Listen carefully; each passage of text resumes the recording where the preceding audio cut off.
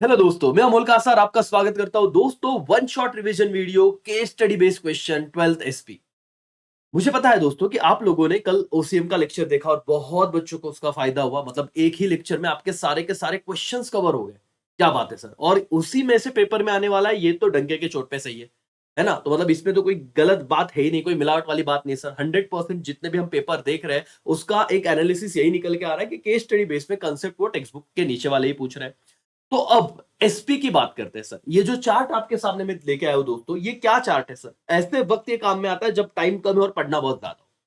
दोस्तों, अगर आपको पूछा जाए कि बेटा कितने क्वेश्चंस आपको करने बता दो तो केस स्टडी बेस्ड क्वेश्चन बोले सर पता नहीं, हर एक चैप्टर के हम थोड़ा थोड़ा तो कर रहे हैं। एक लेक्चर देखो, लेक्चर बड़ा हो सकता है, 1 घंटे का हो सकता है, 1.5 घंटे का, 2 घंटे का, लेकिन आप पूरा बैठिए, है ना, एंड तक लेक्चर देखिए। ये कुछ प्रोमिस में पहले ही कर लो। दूसरी बात, अगर आपको लेक्चर और इफेक्टिव बनाना है सर, तो आप अपने एसपी का text book, government text book, कोई नोट्स की बात नहीं कर रहा हूं, गवर्नमेंट टेक्स्ट बुक लेके बैठिए। जो जो चैप्टर में करा रहा हूं वहां पे आइए। आपके पास सिर्फ वहां पे क्वेश्चन होगा, मैं यहाँ पे आंसर डिस्कस करूंगा, वो लिख लीजिए पेंसिल से, है ना। तो आपका कंसंट्रेशन भी बढ़ जाएगा और चीजें ध्यान में भी रहेगी करके।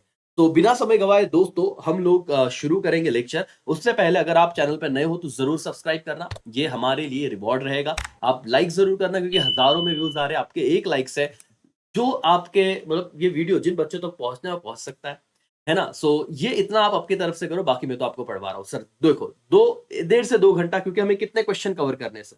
टेक्स्ट बुक के नीचे दोस्तों case study based total 32 question है और इन्हीं में से कोई 3 क्वेश्चन आएंगे, ये तो फिक्स है सर। अब हम रिवर्स में जाएंगे, मतलब सर स्टॉक एक्सचेंज से हम लोग शुरू करेंगे, जिस चैप्टर में सिर्फ 2 केस स्टडी बेस्ड क्वेश्चन है। उसके बाद हम फाइनेंशियल मार्केट के करेंगे। उसके बाद हम डिविडेंड एंड इंटरेस्ट के कम से कम 6 केस स्टडी है सर। देखो यहाँ पे बहुत ज्यादा केस स्टडी बेस्ड क्वेश्चन है, ठीक है। फिर उसके बाद डिपॉजिटरी सिस्टम, जिसमें 5 केस स्टडी बेस्ड क्वेश्चन है, और देख सकते हो लेटर के चैप्टर में से कोई सवाल है ही नहीं। तो ये बहुत सिंपल सा एनालिसिस है। उसके बाद पहले 5 चैप्टर में से भी करेंगे, तो एंड तक देखना, रिवर्स से गाड़ी शुरू करेंगे। और हम लोग आज के इस पर्टिकुलर लेक्चर में सब कुछ खत्म कर देंगे। क्या आप लोग रेडी हो? यस और नो? यस सर करके चलो। बिना समय गवाए आ जाते हैं हमारे पढ़ाई करने पे। लेकिन आपको इसका स्क्रीनशॉट खींचना है तो आ जाओ, चलो निकाल लो। ओके डन दोस्तों, आई होप आपने स्क्रीनशॉट ले लिया होगा। चलो आते हैं मेन स्क्रीन पे। अब दोस्तों, आप लोगों को केस स्टडी बेस्ड क्वेश्चन, जैसे मैंने कहा था, पहले हम चैप्टर नंबर 10 का केस स्टडी कर लेंगे। और उसमें हमने देखे कि 2 ही केस स्टडी बेस्ड क्वेश्चन है, सॉरी 12 का स्टॉक एक्सचेंज। सब बताता हूँ आपको। देखिए चलो, आ जाइए, पूरा लेक्चर देखिएगा दोस्तों, आपका सब चीजें यहाँ पे कवर हो जाएगी। स्टॉक एक्सचेंज, ठीक है। पहला केस स्टडी बेस्ड क्वेश्चन हम पढ़ना शुरू करें। सबका ध्यान यहाँ पे होना चाहिए, फुल कंसंट्रेशन। एक ही वीडियो में सब चीजें खत्म सर। ध्यान दीजिए sir. Mister Y is a practicing company secretary. दोस्तों, मिस्टर वाई एक सीएस है, ठीक है, ऑफरिंग एडवाइजरी सर्विस। वो एडवाइजरी सर्विस ऑफर करते हैं कंपनीज को। ध्यान से समझिए, एक सीएस है जो कंपनी को एडवाइजरी, गाइडेंस देने का काम करते हैं सर। कंपनीज हो, इंस्टीट्यूशन हो, etcetera, on the corporate law including companies act. ठीक है भाई, कोई बड़ी बात नहीं, सारी चीजों कंपनीज एक्ट पे भी वो गाइडेंस करते हैं कि क्या चीजें होनी चाहिए, क्या नहीं होना चाहिए, वगैरह वगैरह वगैरह। He has received few queries. उन्हें कुछ क्वेश्चंस आते हैं उनके क्लाइंट की तरफ से। Please assist mister Y in answering them. अब इतनी सारी चीजें, मैं क्यों ये सारी चीज पढ़ रहा हूं सर, क्योंकि बहुत बच्चे पढ़ते ही नहीं, सीधा क्वेश्चन पे आते। तो मेरा काम है आपको समझाना। समझा केस क्या था? एक बंदा सीए से, वो सारे लॉ से रिलेटेड गाइडेंस करता है। क्लाइंट है, वो आया कुछ क्वेरीज लेके। क्या क्वेरी थी? क्वेरी नंबर 1, 1 मार्क्स का, आपको सीधा सीधा सर आंसर देने के बाद 1 मार्क्स मिलेगा। देखो पहला क्वेरी, डीबीआई बैंक, ठीक है, उनके क्लाइंट है। DBI bank want to offer DP service. DP समझते हैं दोस्तों, डिपॉजिटरी पार्टिसिपेंट, जैसे कि जीरोदा है ना, अपस्टॉक है, वैसे। तो उनको डिपॉजिटरी सर्विस देना था। Whom should they approach for registration as a DP. तो सवाल ये पूछा गया सीएस से कि बताइए हम किसके पास जाएंगे। क्वेश्चन समझा गया? डीबीआई बैंक को एज अ डीपी काम करना है, डिपॉजिटरी पार्टिसिपेंट, और उन्होंने पूछा सीएस से कि सर हम कहां पे जाए। हुम should they approach for registration. एकदम सिंपल, इसका आंसर है सेबी। सेबी का फुल फॉर्म लिखना, लेकिन securities exchange board of India. Fully मतलब कैसे लिखोगे सर? 1 मार्क्स अगर पूरा लाना है तो, for registering as a depository participant DB, DBI bank has to approach security and exchange board of India, that is what मालिक, सेबी। बस खत्म हो गया। बस एक बार पढ़ के तो देखो आप। रिवर्स में इसलिए चालू कर रहा हूं मैं, 12, 11, 10, क्योंकि ये चैप्टर बच्चे पहुंचते नहीं। तो यहां से शुरू करोगे तो दिक्कत नहीं। याद रहेगा किसके पास जाना पड़ेगा दोस्तों? सेबी के पास। यस, पूरा मोटिवेशन रहेगा दोस्तों, कोई भी यहाँ पे डिमोटिवेट नहीं होना चाहिए सर। पूरा ध्यान यहाँ पे रखो, एक लेक्चर में सब कुछ खत्म हो जाना चाहिए। दूसरा सवाल पूछा जा रहा है सर, दूसरे क्लाइंट द्वारा। क्लाइंट का नाम है केएम फाइनेंस, ठीक है। KM financial want to offer debenture trustee service. क्या देना है उन्हें दोस्तों? डिबेंचर ट्रस्टी सर्विस, ठीक है। Where should they apply for getting register? देखो सवाल वही है कि उन्होंने कहां पे अप्लाई करना चाहिए। जवाब सेम है सर। देखिए Kem financial should apply to SEBI for getting registration. Full form आप लिखते रहना, securities exchange board of India. Sir पढ़ के जाते तो 1 मार्क्स इसका बन जाता, बिना पढ़े जाओगे तो समझ में ही नहीं आएगा सर क्या करना है। आई होप मैं क्लियर हूं, समझ में आ रहा है दोस्तों। आंसर सिंपल है, मार्क्स आपके जेब में है, एसपी बिल्कुल डिफिकल्ट नहीं है। हम लोग अपने स्टूडेंट ने दोस्तों लास्ट बैच में आपको पता होगा कि सर 99 मार्क्स एसपी का टॉपर है, और उन्होंने वो जो क्रैश बैच अभी आपको 499 में मिल रहा है वही लिए थे सर, जिन बच्चों ने ऑलरेडी पहले लिया हुआ है। तो बिल्कुल भरोसा रखिए, अब तो मैं दे रहा हूं आपको, सारे लेक्चर अच्छे से देखिए सर, जितनी बार हो सके उतनी बार देखिए, आपको फायदा होगा। Last question sir, TT limited, तीसरा क्लाइंट आ गया sir. TT limited company want to issue IPO. IPO मतलब क्या बोलो तो everyone? Initial public offer. Everybody बोलो क्या? Initial public offer. TT limited को इनिशियल पब्लिक ऑफर इशू करना है। Should it get itself registered with SEBI? तो उन्होंने खुद ही पूछा है, क्या उन्होंने सेबी के पास रजिस्ट्रेशन करना चाहिए क्या? किस चीज के लिए? आईपीओ इशू करने के लिए। देखो answer, SEBI issue rules and regulation to be followed by issuer security. जो व्यक्ति मार्केट में सिक्योरिटी इश्यू करता है, सेबी उनके लिए कुछ रूल्स एंड रेगुलेशन देता है, और उन्होंने उस कंपनी ने उसे फॉलो करना चाहिए। Thus, TT Limited has to get itself registered with SEBI as it want to issue IPO। क्योंकि आईपीओ मतलब इनिशियल पब्लिक ऑफर, मतलब सिक्योरिटीज इशू करना है, और सेबी द्वारा दिए गए सारी चीजें फॉलो करना पड़ता है। तो यस, इसका आंसर था क्या उन्होंने should it get registered himself with क्या सेबी? Answer is yes.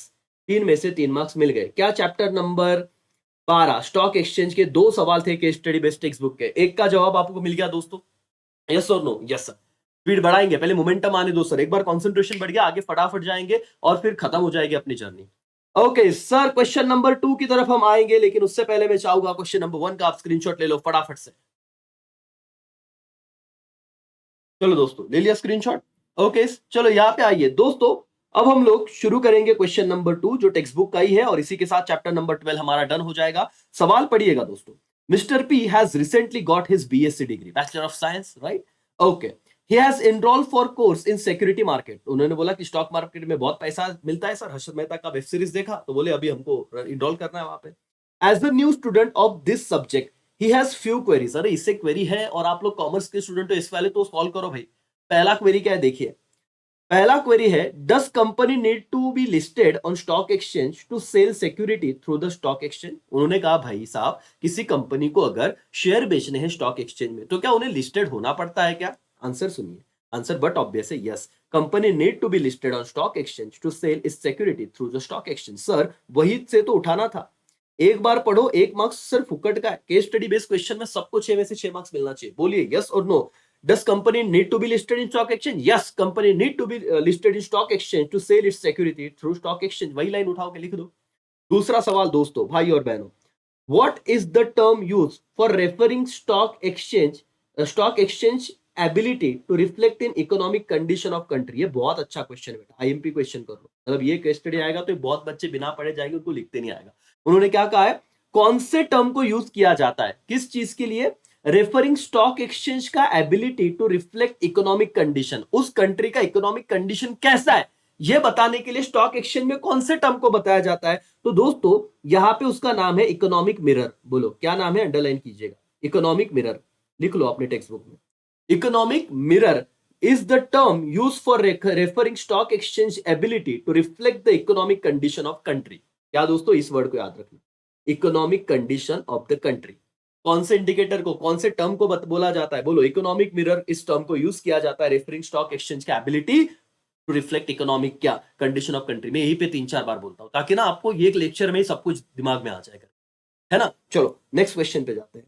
तीसरा सवाल ये है sir, what is the term use which refers to function of stock exchange? Underline करना, function of stock exchange as a provider of readymade market for sale and purchase of security. कौन सा market बेटा? Readymade market for sale and purchase of security. क्या होगा बोलो तो? Answer is liquidity. Liquidity is the term which is refer to function of stock exchange as provide of readymade market for sale and purchase of security. Done sir. Main keyword को याद रखना है, same question आएगा sir, readymade market, sale and purchase of security, क्या कहेंगे? Liquidity. बोलो 1 second, क्या कहेंगे? लिक्विडिटी। सर बताइए, reflect the economic condition of country, कौन सा टर्म है? Economic mirror. मिरर आईने में रिफ्लेक्ट होता है सर, मिरर याद रखो, इकोनॉमिक मिरर। ये कंडीशन क्या चल रहा है कंट्री का। डन हो गया सर, 2 सवाल हो गए, 10 मिनट, डन। चैप्टर नंबर 12 खत्म। दोस्तों इसका स्क्रीनशॉट ले लिया जाए फटाफट से ताकि आपको दिक्कत ना रहे करके। चलो ले लिया दोस्तों स्क्रीनशॉट, यस और नो, यस सर करके। आइए अब हम जाते हैं, देखते हैं सर हमारे चार्ट पे, बहुत जरूरी है वो देखना, क्या हम लोगों ने एक चैप्टर डन कर दिया क्या, यस और नो। खुशी मनाइए दोस्तों, स्टॉक एक्सचेंज के 2 सवाल डन हो गए। अब हमारे फाइनेंशियल मार्केट के 2 क्वेश्चन पे, और जैसे ही हो जाएगा वेट करना। ये जो से 6 क्वेश्चन दिख रहे हैं लेकिन बहुत ज्यादा इजी है, 1 सेंटेंस में मतलब एक वर्ड में इसका आंसर है करके। तो आप लोगों को अब थोड़ा पेशेंस बनाना है, आप 4 चैप्टर खत्म कर दोगे। और चार चार क्यों सर, इसमें से तो कुछ आ ही नहीं रहे हैं, तो ये भी हटा ही दीजिए। तो अगला और 15-20 मिनट का सेशन, आपको कहूं 6 से लेके 12 डन, फिर पहले 5 चैप्टर खेलते रहेंगे, है ना। और फिर कॉन्फिडेंस आपका बढ़ेगा, मोटिवेशन बढ़ेगा कि अगर ये 6 मार्क्स हो गए तो डिस्टिंग्विश ऑलरेडी लेक्चर है सर, है ना। तो आप जितना मोटिवेट रहोगे, जितना आप पॉजिटिव वाइब्स लाओगे, उतना पढ़ाई अच्छे से होगा, उतना आपको दिल करेगा कि हाँ पढ़ ले भाई, इतना हो गया, ये हो गया, ये हो गया, डन, खत्म सर। 20 मार्क्स के ऑब्जेक्टिव आएंगे, 12 मार्क्स के डिस्टिंग्विश है, 6 मार्क्स का एक सवाल है, यही तो 48 डन हो गए करीब करीब। और 10 मार्क्स के लेटर 48 मार्क्स डन हो गए। बिल्कुल टेंशन नहीं है सर। चलो एवरीवन, बिना समय गवाए जाते हैं फाइनेंशियल मार्केट पे। दोस्तों भाई और बहनों, बिल्कुल मोटिवेट रहेगा, थियरी सब्जेक्ट है मैं जानता हूं, लेकिन आपका थोड़ा पेशेंस, आपको पूरे के पूरे 10 चैप्टर या 12 chapter sorry case study based question done होने का प्राउड फील होगा सर, है ना, कि बैठे लेकिन कर लिया। जो दोस्त बोलेंगे बाद में देखेंगे करके, उनका तो फिर बाद में तो कभी आता ही नहीं है सर, ये आपको भी पता है। दोस्तों भाई और बहनों, फाइनेंशियल मार्केट पे हम लोग आने वाले हैं अभी। ये रहा अपना पहला सवाल। देखिए यहाँ पे सारे primary market, secondary market, economics अगर आपने चैप्टर नंबर 9 किया है मेरा दोस्तों, तो आपको ये चैप्टर बहुत इजी जाएगा। लेकिन किसी कारणवश कोई ये चैप्टर नहीं कर पाया, तो आप पूरी तरीके से ध्यान दीजिए मैं किस तरीके से इसके केस स्टडी बेस के आंसर दे रहा हूं और क्या सॉल्यूशन निकाल रहा हूं। देखो दोस्तों, जॉय लिमिटेड एक कंपनी है, न्यूली इनकॉर्पोरेटेड, इनकॉर्पोरेटेड का मतलब रजिस्टर्ड, अभी अभी बनी हुई कंपनी करके। It want to raise capital for first time by issuing equity share, और उससे कैपिटल मतलब पैसा रेस करना है इक्विटी शेयर इशू करके। तो उसके कुछ सवाल है, कंसेप्ट समझा क्या आपको, मतलब सवाल का बेस समझा क्या। एक कंपनी है न्यूली इनकॉर्पोरेटेड, मतलब रजिस्टर्ड कंपनी है, उसे मार्केट में शेयर इशू करने हैं, तो उसके कुछ सवाल है, फर्स्ट टाइम वो इशू करना चाहती है। पहला सवाल, should it go to primary market और secondary market to issue its share. दोस्तों ये तो बाय डिफॉल्ट है कि अगर कोई company first time fresh issue कर रही है तो कहां पे जाएगी, प्राइमरी मार्केट में ही जाएगी। तो कोई बंदा तुक्का ही मारता तो भी 1 मार्क्स बन जाता। देखिए इसका आंसर क्या है, in primary market company can raise capital for first time from public, so Joy Limited should go to primary market to issue share since it is newly incorporated company। Language समझ रहे हो कैसे लिखना है, 1 marks के लिए सिर्फ primary market मत लिखना यार, सिंपल सी तो बात है। आप ये लिख देना कि primary, in primary market company can raise capital for first time from the public. और क्योंकि जॉय लिमिटेड अभी अभी इनकॉर्पोरेट हुई है, सो उन्हें आईपीओ फर्स्ट टाइम ऑफर करना है, तो डेफिनेटली वो कहा जाएगा पब्लिक में ही जाना चाहिए करके, प्राइमरी मार्केट में ही जाना चाहिए। यस सर, डन हो गया। दूसरा सवाल था उनका, should it offer share through public offer और राइट इशू। अब ये बहुत ज्यादा टेंशन है सर, पब्लिक ऑफर की राइट इशू, बताओ तो क्या रहेगा आंसर। यस, बहुत बच्चों को समझ में आ रहा है सर, आंसर क्या रहेगा बताओ। इनिशियल पब्लिक ऑफर तो पब्लिक ऑफर ही होगा करके। Joy limited want to raise capital first time by issuing equity share, ये तो हम वही का उठा रहे जो क्वेश्चन में दिया था, इसलिए ध्यान से पढ़िएगा। बहुत बच्चे सीधा ये लाइन पढ़ते नहीं भाई, केस तो पढ़ो ताकि आप लिख पाओ। Joy limited want to raise capital first time by issuing equity share. Initial public offer refer to the process offering share of a company to the public for the first time। अगर कोई company को first time share issue करना है तो उन्हें क्या issue करना पड़ेगा बेटा, आईपीओ। आईपीओ का फुल फॉर्म क्या है, initial public offer. And therefore Joy limited should offer its share through the public offer, और इसीलिए उन्होंने आपको सवाल क्या पूछा था 1 मार्क्स के लिए, उन्होंने पब्लिक ऑफर देना चाहिए कि राइट इशू, तो आंसर क्या होगा बेटा, पब्लिक ऑफर। समझा, इतना बड़ा नहीं लिखता है, लेकिन मैं जब बता रहा हूं तो कुछ बातें दिमाग में जा रही है ना। फर्स्टली न्यूली रजिस्टर्ड कंपनी है, तो that's why it should issue IPO, and hints आप लिख दो अपने टुटके मुटके लैंग्वेज में, लिखा तो भी चलेगा। जम रहा है सर, यस और नो, यस सर करके। लास्ट सवाल, what will be the issue of equity share, okay, what will be the issue of equity share by Joy Limited so called as IPO KPO। अरे कितना फालतू सवाल यार, उसे क्या कहा जाएगा बोलो। The issue of equity share by Joy Limited company will be called as IPO which means initial public offer। Sir 3 में से 3 मार्क्स चाहिए मुझे। अगर ये सवाल आया, बोलना मत कि सर 11वां चैप्टर हमने छोड़ दिया है। केस स्टडी बेस्ड क्वेश्चन कितने सिंपल थे, क्या आप लोगों को लिखते आएगा क्या। यस, जो कंपनी फर्स्ट टाइम इशू करती है शेयर, उसे उसे क्या, कौन सा इशू कहा जाता है, initial public offer, IPO. That's all, 3 marks done हो गए दोस्तों, स्क्रीनशॉट खींच लो फटाफट से। चलो डन हो गया दोस्तों। ओके, अब हम आते हैं दोस्तों इस चैप्टर के दूसरे सवाल पे, और इसी के साथ हमारा इस चैप्टर का सारे केस स्टडी बेस्ड क्वेश्चन भी डन हो जाएंगे। ठीक है, चलो ध्यान से समझिए, क्वेश्चन थोड़ा बड़ा है तो हो सकता है आपको दिक्कत आए, आप तो क्योंकि पढ़ते ही नहीं आप तो, अगर बड़े क्वेश्चन दिखे तो, लेकिन समझिए मेरे साथ क्या है। Mister X is the chief financial officer CFO of PQR limited, एक कंपनी जिसका मिस्टर एक्स सीएफओ है, ठीक है, which is reputed company in the field of construction business, ठीक है सर, बहुत बड़ा नाम था उनका कंस्ट्रक्शन साइड पे। Often mister X has to decide on investing surplus fund of company for short duration, उनको लगा कि जो एक्स्ट्रा सरप्लस मतलब क्या, जिस कंपनी का जो एक्स्ट्रा पैसा था, उन्होंने को लगा कि ये कहीं तो इन्वेस्ट कर दिया जाए शॉर्ट टर्म के लिए। And at times he also has to decide the source from where he can raise fund for short duration, और उनको ऐसे और भी चाहिए था कि और कहां से वो पैसा उठा पाए इन्वेस्टमेंट के लिए। देखो, अब पहला सवाल है दोस्तों, assume on behalf of company, ठीक है, आपको बोला है कि कंपनी के बिहाफ पे अज्यूम करना, assume on behalf of company mister X has 5 lakh rupees and want to invest for short period, should he buy equity share और सर्टिफिकेट ऑफ डिपॉजिट। देखो सवाल उन्होंने ही आपको बना के दिए, उनका एक सिंपल सवाल है, अज्यूम करो 5 लाख रुपए बंदे के पास, तो उन्होंने इक्विटी शेयर में डिपॉजिट करना चाहिए या सर्टिफिकेट ऑफ डिपॉजिट में, है ना, इन्वेस्ट कहां पे करना चाहिए, इक्विटी शेयर की सर्टिफिकेट ऑफ डिपॉजिट। आंसर देखो दोस्तों, mister X want to invest for how कौन से पीरियड बेटा, short period, and money is multiple of rupees 1 lakh, so he should invest in certificate of deposit, underline करना बेटा, certificate of what, deposit.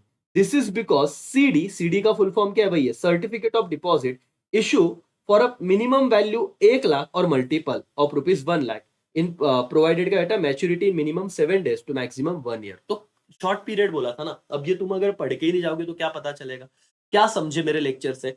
अगर ये same question आता है बेटा, आपको दो उन्होंने पूछा, इतना ही रहेगा कि बताओ इक्विटी की सर्टिफिकेट ऑफ डिपॉजिट, उसको सीडी कहते हैं, तो और अमाउंट कितना है 5 लाख, तो आपने बोलना है अमाउंट किसके मल्टीपल में है, 1 लाख के मल्टीपल में अमाउंट है, किसके मल्टीपल में बेटा, 1 लाख के मल्टीपल में, इसीलिए उन्होंने ये सर्टिफिकेट ऑफ डिपॉजिट में डालना चाहिए, पहला रीजन हमारा। दूसरा रीजन क्या है, वो शॉर्ट ड्यूरेशन के लिए इन्वेस्ट करना चाहते थे, अगर शॉर्ट ड्यूरेशन के लिए इन्वेस्ट करना चाहते थे तो उन्होंने वही कहा कि मिनिमम 7 दिन के लिए और मैक्सिमम 1 साल के लिए आप यहाँ पे इन्वेस्ट कर सकते हो, और इनका पर्पस शॉर्ट टर्म है, तो इसलिए हम सजेस्ट करेंगे कि सीडी मतलब सर्टिफिकेट ऑफ डिपॉजिट में इन्वेस्ट करें। डन। चलो दूसरा सवाल, the company has surplus fund, surplus मतलब एक्स्ट्रा पैसा, and want to invest it, however he need money back in 4 months, तो should it invest treasury bill और गवर्नमेंट सिक्योरिटी। देखो अगेन दो आपके सामने ऑप्शन रखे गए, ट्रेजरी बिल में इन्वेस्ट करना है कि गवर्नमेंट सिक्योरिटी में, कितने महीने में पैसा चाहिए, 4 महीने में। अब आपने पढ़ा ही नहीं है तो आप लिखते क्या सर, जरा एक बार मेरे बात सुन लीजिए और फिर आप आपका कॉन्फिडेंस। चलो, mister X should invest surplus fund in government security, answer तो आपको मिल गया, लेकिन why, this securities are safe investment, ठीक है। Alternatively, he can also invest in treasury bill having maturity period of क्या बेटा 91 days. However, the fund will not remain invested for entire duration of 4 months in this case. Hence, investing in government securities seem to be more appropriate. तो sir हम इतना तो नहीं लिख पाए, डूबते को तिनके का सहारा, बताओ ना सर क्या लिखते, बेटा इतना ही लिखना गवर्नमेंट सिक्योरिटीज, दैट्स ऑल, क्योंकि वो क्या है, सेफ है ज्यादा। क्या लिखोगे, गवर्नमेंट सिक्योरिटीज, तो आपको सीधा सीधा आंसर यहाँ पे मिला है government security.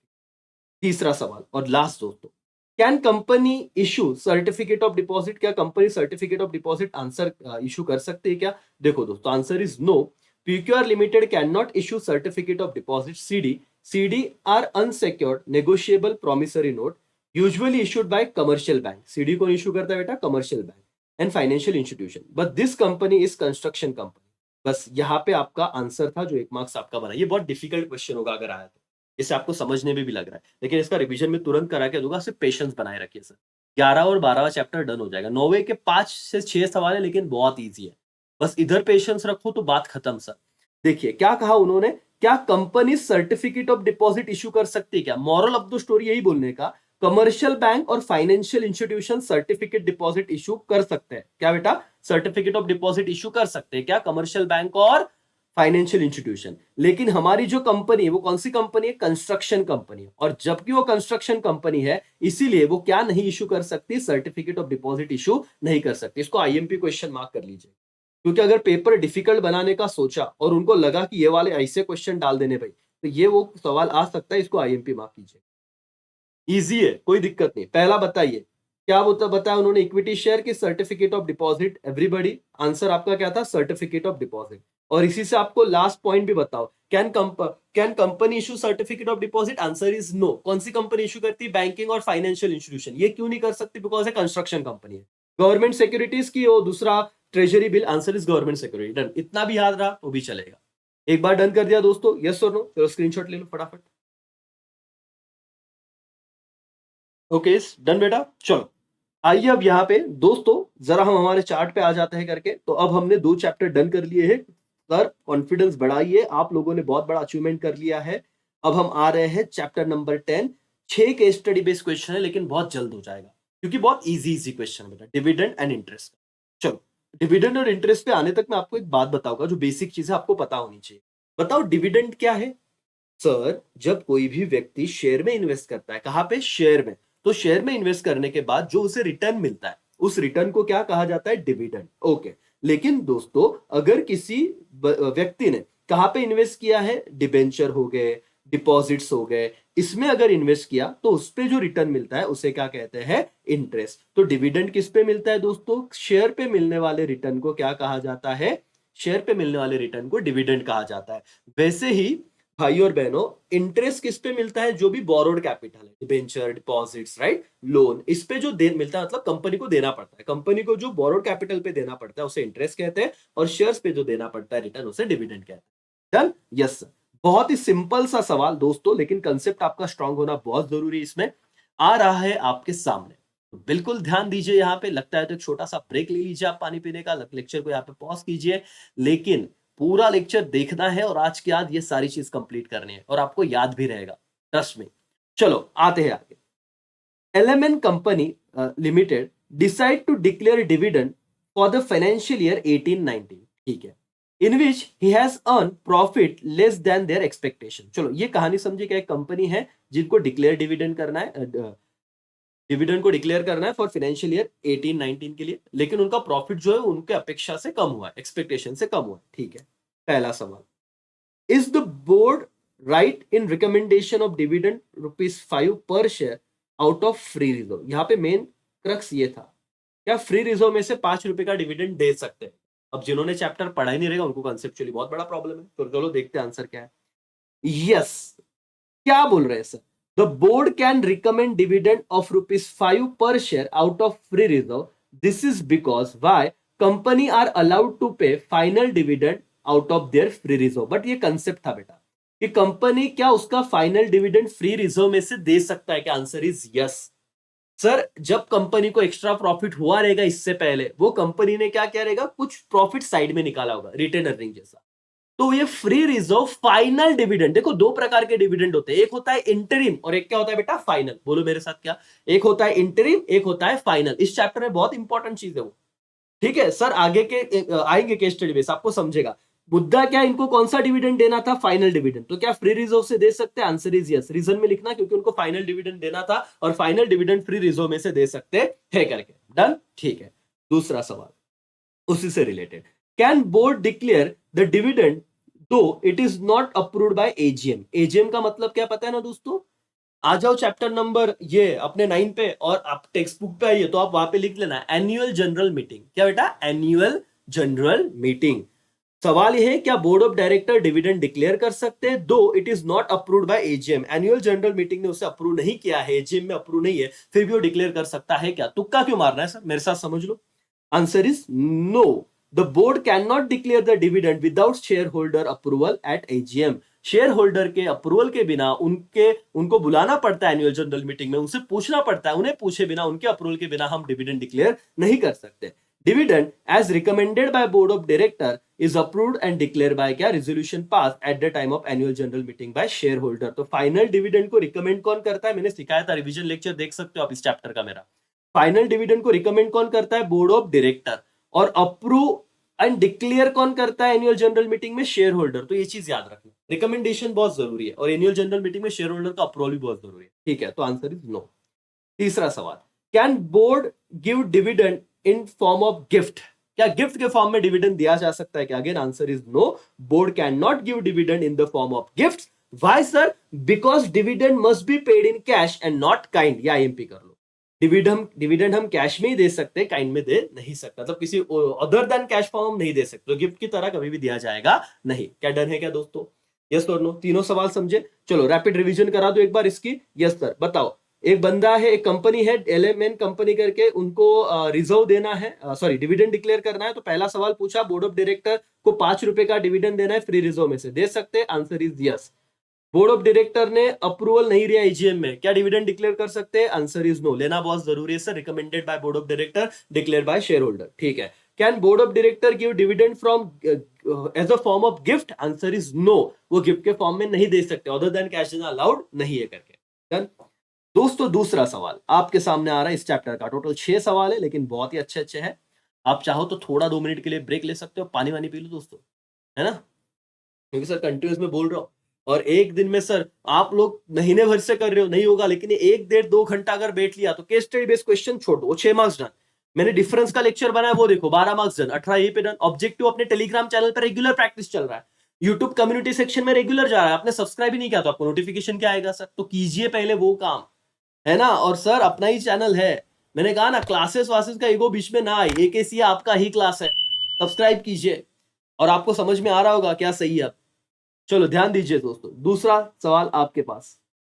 The board of director of Star company limited which is listed as company okay sorry, वापस एक बार पढ़ते हैं। The board of director of Star company limited, जो लिस्टेड कंपनी है, कंपनी ने रिकमेंड किया डिविडेंड 15 रुपया per share to be paid in cash. ठीक है, हमको समझ गया, बोर्ड ऑफ डायरेक्टर है स्टार कंपनी, उन्होंने 15 रुपए का डिविडेंड रिकमेंड किया और कैश में देना। ठीक है, पहला सवाल, is it justified to pay dividend firstly to preference shareholder and then to equity shareholder? Sir कितना सिंपल सवाल है, अगर आपने कंसेप्ट पढ़ा हो तो। आपको सिर्फ इतना पूछा है कि बताओ, इन्होंने डिविडेंड तो डिक्लेयर किया 15 रुपया, लेकिन वो पहले किसे देना चाहते हैं? प्रेफरेंस वालों को, और बाद में किसा देने वाले? इक्विटी वालों के। क्या जस्टिफाइबल है? आंसर लिखना यस, चलेगा करके। Why sir? देखो, it is justifiable to pay preference share holder first and then pay equity share holder. Preference shareholder. Why, sir? Because preference shareholder are entitled to dividend before it is paid to equity shareholder as per the terms of issue of preference share. Equity shareholder will get dividend from residual profit like after payment to paying क्या बेटा, preference shareholder। इतना अगर आपको ना याद आए तो इतना याद रखना, प्रेफरेंस में ही नाम है, प्रायोरिटी आ जाता है। तो टर्म्स एंड कंडीशन के अकॉर्डिंग जब प्रेफरेंस शेयर वालों को वो शेयर दिया जाता है, इशू किया जाता है, तो तभी पता है सर कि आप लोगों को, हम लोग, मतलब वो क्या कहना चाहते हैं कि आपको पहले प्रेफरेंस देंगे। और अगर कुछ बता, रेसिडुअल मतलब क्या, यहाँ पे देखो रेसिडुअल बढ़ा है। रेसिडुअल मतलब क्या दोस्तों, जिन्होंने नहीं पढ़ा रहेगा, रेसिडुअल प्रॉफिट मतलब अगर आपको देने के बाद जितना भी बचा वो किसको जाएगा? इक्विटी वालों। रेसिडुअल क्लेमेंट बोलते हैं इसलिए इक्विटी वालों को, अगर आप ऑब्जेक्टिव पढ़ रहे हो। समझ में आ रहा है क्या दोस्तों? यस और नो? यस सर करके डन। चलो ये भी हो गया, ये भी हो गया। दूसरा सवाल, इस एजीएम का फुल फॉर्म बोलो क्या है? Annual general meeting. Is AGM required to approve the same? Yes sir, AGM तो रिक्वायरमेंट होगी ना, AGM is required to approve the dividend. और वही लाइन देखो ऊपर जो पढ़ा था वही वापस रिपीट है, dividend is recommended by board of director. ये फाइनल डिविडेंड की बात चल रही है बेटा, final dividend is recommended by board of director, approved and declare by क्या? Resolution pass as annual general meeting by share holder. तो इतना लिखना कि approved and declare by share holder. ये तो ऊपर भी किया था आपने, तो इसका आंसर हो गया यस, एजीएम की रिक्वायरमेंट है, क्योंकि recommended by BOD, approve and क्या बेटा, declare by share holder. Last सवाल, can company pay dividend in cash? तो dividend payable in cash should be paid by cheque और वारंट। कैश मतलब कैसे देंगे सर? चेक से या वारंट से देंगे, और किसी इलेक्ट्रॉनिक मोड से देंगे टू द क्या बेटा, इन टाइटल शेयर होल्डर। इन टाइटल मतलब जो अधिकारी है उसको लेने में। यस, सिर्फ तुमको ये बताना था। उन्होंने कहा क्या कंपनी कैश में दे सकती है? तुमने बोलना सर जो डिविडेंड पेएबल है कैश में, वो कैसे पेड होगा? एक तो तुम चेक से दे दो, डिविडेंड वारंट इशू कर दो, नहीं तो एनईएफटी वगैरह इलेक्ट्रॉनिक मोड में ट्रांसफर कर दो। ये 3 चीजें थी। चलो डन हो गया सर, सबका मोटिवेशन यहाँ पे चाहिए। दूसरा केस स्टडी बेस्ड क्वेश्चन आपके आंखों के सामने दोस्तों, बताइए अगर आपके पेपर में आता है 3 मार्क्स के लिए, तो सर एक कंपनी है, बोर्ड ऑफ डायरेक्टर, वो 15 रुपए डिविडेंड डिक्लेयर करना चाहते हैं, तो बताइए क्या प्रेफरेंस शेयर होल्डर को पहले देना जरूरी है क्या, या उनको दिया तो चलेगा क्या, क्या justifiable? Answer is yes sir, क्योंकि टर्म्स एंड कंडीशन के हिसाब से हम पहले प्रेफरेंस वालों को ही देते हैं। दूसरा, एजीएम रिक्वायर्ड है क्या? यस, एजीएम रिक्वायर्ड है, because recommend board of director करता है, एनुअल जनरल मीटिंग में शेयर होल्डर उसे अप्रूव करेंगे और क्या करेंगे? डिक्लेयर करेंगे। Okay, can company pay dividend on in cash? Yes sir, definitely payable in cash, लेकिन कैसे देंगे? Through cheque. उसके बाद बताओ आप, वारंट या फिर क्या, इलेक्ट्रॉनिक मोड। खत्म, 2 हो गए सर, 6 क्वेश्चन है टोटल। दोस्तों डरिए मत, आपके ये क्वेश्चन जल्द से जल्द हो जाएंगे। आप अभी थोड़ा सा पानी पीने का 1 मिनट का ब्रेक लीजिए, इसका स्क्रीनशॉट निकालिए फटाफट से, आगे के हम 4 क्वेश्चन भी कर लेंगे। फुल मोटिवेटेड है दोस्तों, आधा ही घंटा हुआ है, अगले और आधे 1 घंटे में हम लोग पूरा का पूरा क्वेश्चन का विषय खत्म कर देंगे। चलो, थैंक यू। थैंक यू मतलब ब्रेक लेने को बोला, 2 मिनट। और आपके लिए ये प्रीमियर होगा लेक्चर, है ना, तो आप ब्रेक नहीं मिलेगा, तो आप पॉज कीजिए, आप पानी पीजिए, लेकिन फुल कॉन्सेंट्रेशन के साथ देखिए, है ना। तब तक आप स्क्रीनशॉट खींच सकते हो। लो, 10 सेकंड का ब्रेक रहेगा, ज्यादा नहीं दोस्तों। 10 सेकंड का ब्रेक, आप लोगों के 6 सेकंड बचे हुए हैं। चलो फटाफट से, स्क्रीनशॉट आपने ले लिया होगा इस आंसर का। ओके, चलो आते हैं दोस्तों नेक्स्ट क्वेश्चन की तरफ, क्योंकि हमारा टारगेट है सर आज 6 मार्क्स डन हो जाने चाहिए। आप अगर बाद में 1.5 की स्पीड पे देखोगे तो भी जल्द होगा, लेकिन मैं तो चाहता हूँ नॉर्मल स्पीड पे देखिए, समझिए। आप टेक्स्ट बुक निकाल के बैठे हैं, वहां पे आप सीरियस होना सीखो सर। अभी सीरियस नहीं हुए तो और क्या ऑप्शन बचेगा, है ना। और ये करने लेक्चर के बाद आपको अगर मैं कह दूं कि आपके हाथ में जब पेपर आएगा, आपके 6 मार्क्स तो पहले श्योर रहेंगे। 20 मार्क्स के ऑब्जेक्टिव आपको आ रहे हैं, आपको डिफरेंस बिटवीन सब आएंगे, क्योंकि उसका भी लेक्चर है जो मैं वापस पे पोस्ट करूंगा। तो आप लोग देखिए, आपका 10 मार्क्स के लेटर आपको आएगा, तो एसपी में टेंशन खत्म। 50 से 60 मार्क्स तो ऐसे ही आ रहे हैं, कॉलेज वाले 20 देंगे, तो 80 तो मिनिमम आएगा सर। थोड़ा और मेहनत करो तो 90 प्लस जा सकता है।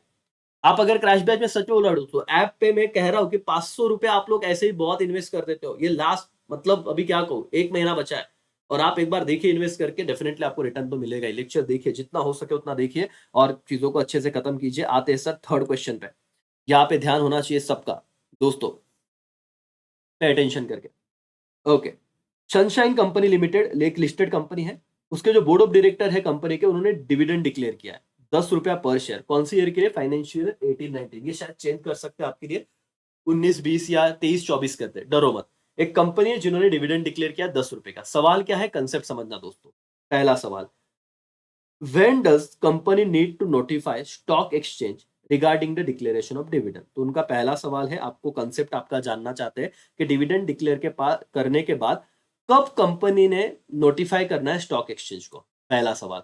दूसरा, does company need to open dividend account? क्या कंपनी को डिविडेंड अकाउंट ओपन करना है? दोस्तों मैंने बहुत अच्छे से सिखाया है, देखेंगे जवाब। तीसरा सवाल, when does company need to give notice to stock exchange regarding book closure? और बुक क्लोजर का नोटिस कब देना पड़ता है? तीनों ही सवाल के आपको अगर जवाब नहीं आ रहे तो ध्यान से सुनिए इस लेक्चर को, बहुत ध्यान से। पहला सवाल, सर नोटिफाई करना पड़ेगा क्या? तो आंसर देखते हैं, ये रहा आपके सामने। The company need to notify stock exchange at least 2 days in advance, underline कीजिए 2 दिन पहले, at least 2 days in advance regarding the board meeting at which the recommendation of final dividend is to be considered. It need to intimate stock exchange immediately about declaration dividend after क्या बेटा? Board meeting. जैसे ही board meeting हो जाए, ठीक है, यहां पे समझिए, वापस एकदम आराम से समझा रहा हूं सर, कोई घाई नहीं है, एकदम रिलैक्स मोड में। पहले क्वेश्चन समझो, क्योंकि क्वेश्चन जितना ध्यान में रखोगे ना, उतना तुमको ना चीजें एग्जाम में रिकॉल होगी। सवाल क्या था? डिविडेंड डिक्लेयर हो चुका है 10 रुपए का। अब जवाब आपको, पहला सवाल पूछा गया, when company need to notify stock exchange, stock exchange को कब नोटिफाई करना है? तो देखिए, इसका आंसर है कि company need to notify stock exchange at least 2 days in advance regarding the board meeting at which recommendation of final dividend to be considered। क्योंकि बोर्ड मीटिंग में क्या होता है? रिकमेंड किया जाता है, फाइनल डिविडेंड रिकमेंड किया जाता है। तो अप्रूव कहां पे होता है और डिक्लेयर कहां पे होता है? एनुअल जनरल मीटिंग में। तो इसीलिए उन्होंने कहा, क्या it is need to intimate stock exchange immediately about declaration of dividend after क्या? Board meeting. बोर्ड मीटिंग के बाद तुरंत इंटीमेट कर दो करके। दूसरा सवाल क्या था दोस्तों? दूसरा सवाल ये था कि does company need to open dividend account? Answer is yes sir, definitely yes, company should open dividend account in schedule bank within 5 days of declaration. ये वाला आईएमपी क्वेश्चन भी दिया है मैंने, जब आपने थियरी पढ़ा रहेगा तो। कितने दिन के अंदर सर डिविडेंड अकाउंट ओपन करना है कंपनी को, क्योंकि डिविडेंड अकाउंट लोगों को डिविडेंड दिया जेब पे खुद के अकाउंट में नहीं रखेंगे, उसके लिए सेपरेट नया अकाउंट ओपन होगा। कहां पे? शेड्यूल बैंक में। तो सर शेड्यूल बैंक में अकाउंट ओपन होगा और 5 दिन, डिक्लेरेशन के 5 दिन के अंदर वो सारा पैसा उस अकाउंट में जाएगा। ओके, अब देखते हैं लास्ट सवाल क्या है सर। लास्ट सवाल मैं रिवीजन भी करके दूंगा, होने का टेंशन मत। When does company need to give notice to stock exchange regarding book closure? Book closure का नोटिस कब देना है? The company need to give notice to stock exchange about book closure at least 7 working days before its closure. कितने दिन से पहले? 7 दिन पहले, याद रखना सर। तो यहाँ पे चलो लिख लेते हैं फटाफट से। आप टेक्स्ट बुक में आइए, टेक्स्ट बुक में आइए सर, ऐसे मत देखिए। बताओ, when does company need to notify the stock exchange regarding declaration of dividend? तो आफ्टर बोर्ड मीटिंग, ठीक है, 2 days इन एडवांस, जब से वो करना चाहते हैं तो दो, मतलब जब एजीएम होगा उससे पहले और आफ्टर बोर्ड मीटिंग के तुरंत बाद बता दीजिए। दूसरा, does company need to open dividend account? Yes, से बैंक में, शेड्यूल बैंक में वो डिविडेंड अकाउंट को ओपन करेंगे। कब से? 5 दिन from the date of declaration, within 5 days from the date of declaration. फिर when does company need to give notice to stock exchange regarding book closure? बोले 7 days। कितना लिमिट था बेटा? 7 days, 7 working days before the closure. ठीक है, 7 working day, closure होके 7 working day पहले notice देना। ठीक है, डन हो गया सर। दोस्तों स्क्रीनशॉट खींच लो इस सवाल का और टेक्स्ट बुक में लिख लेना करके फटाफट से।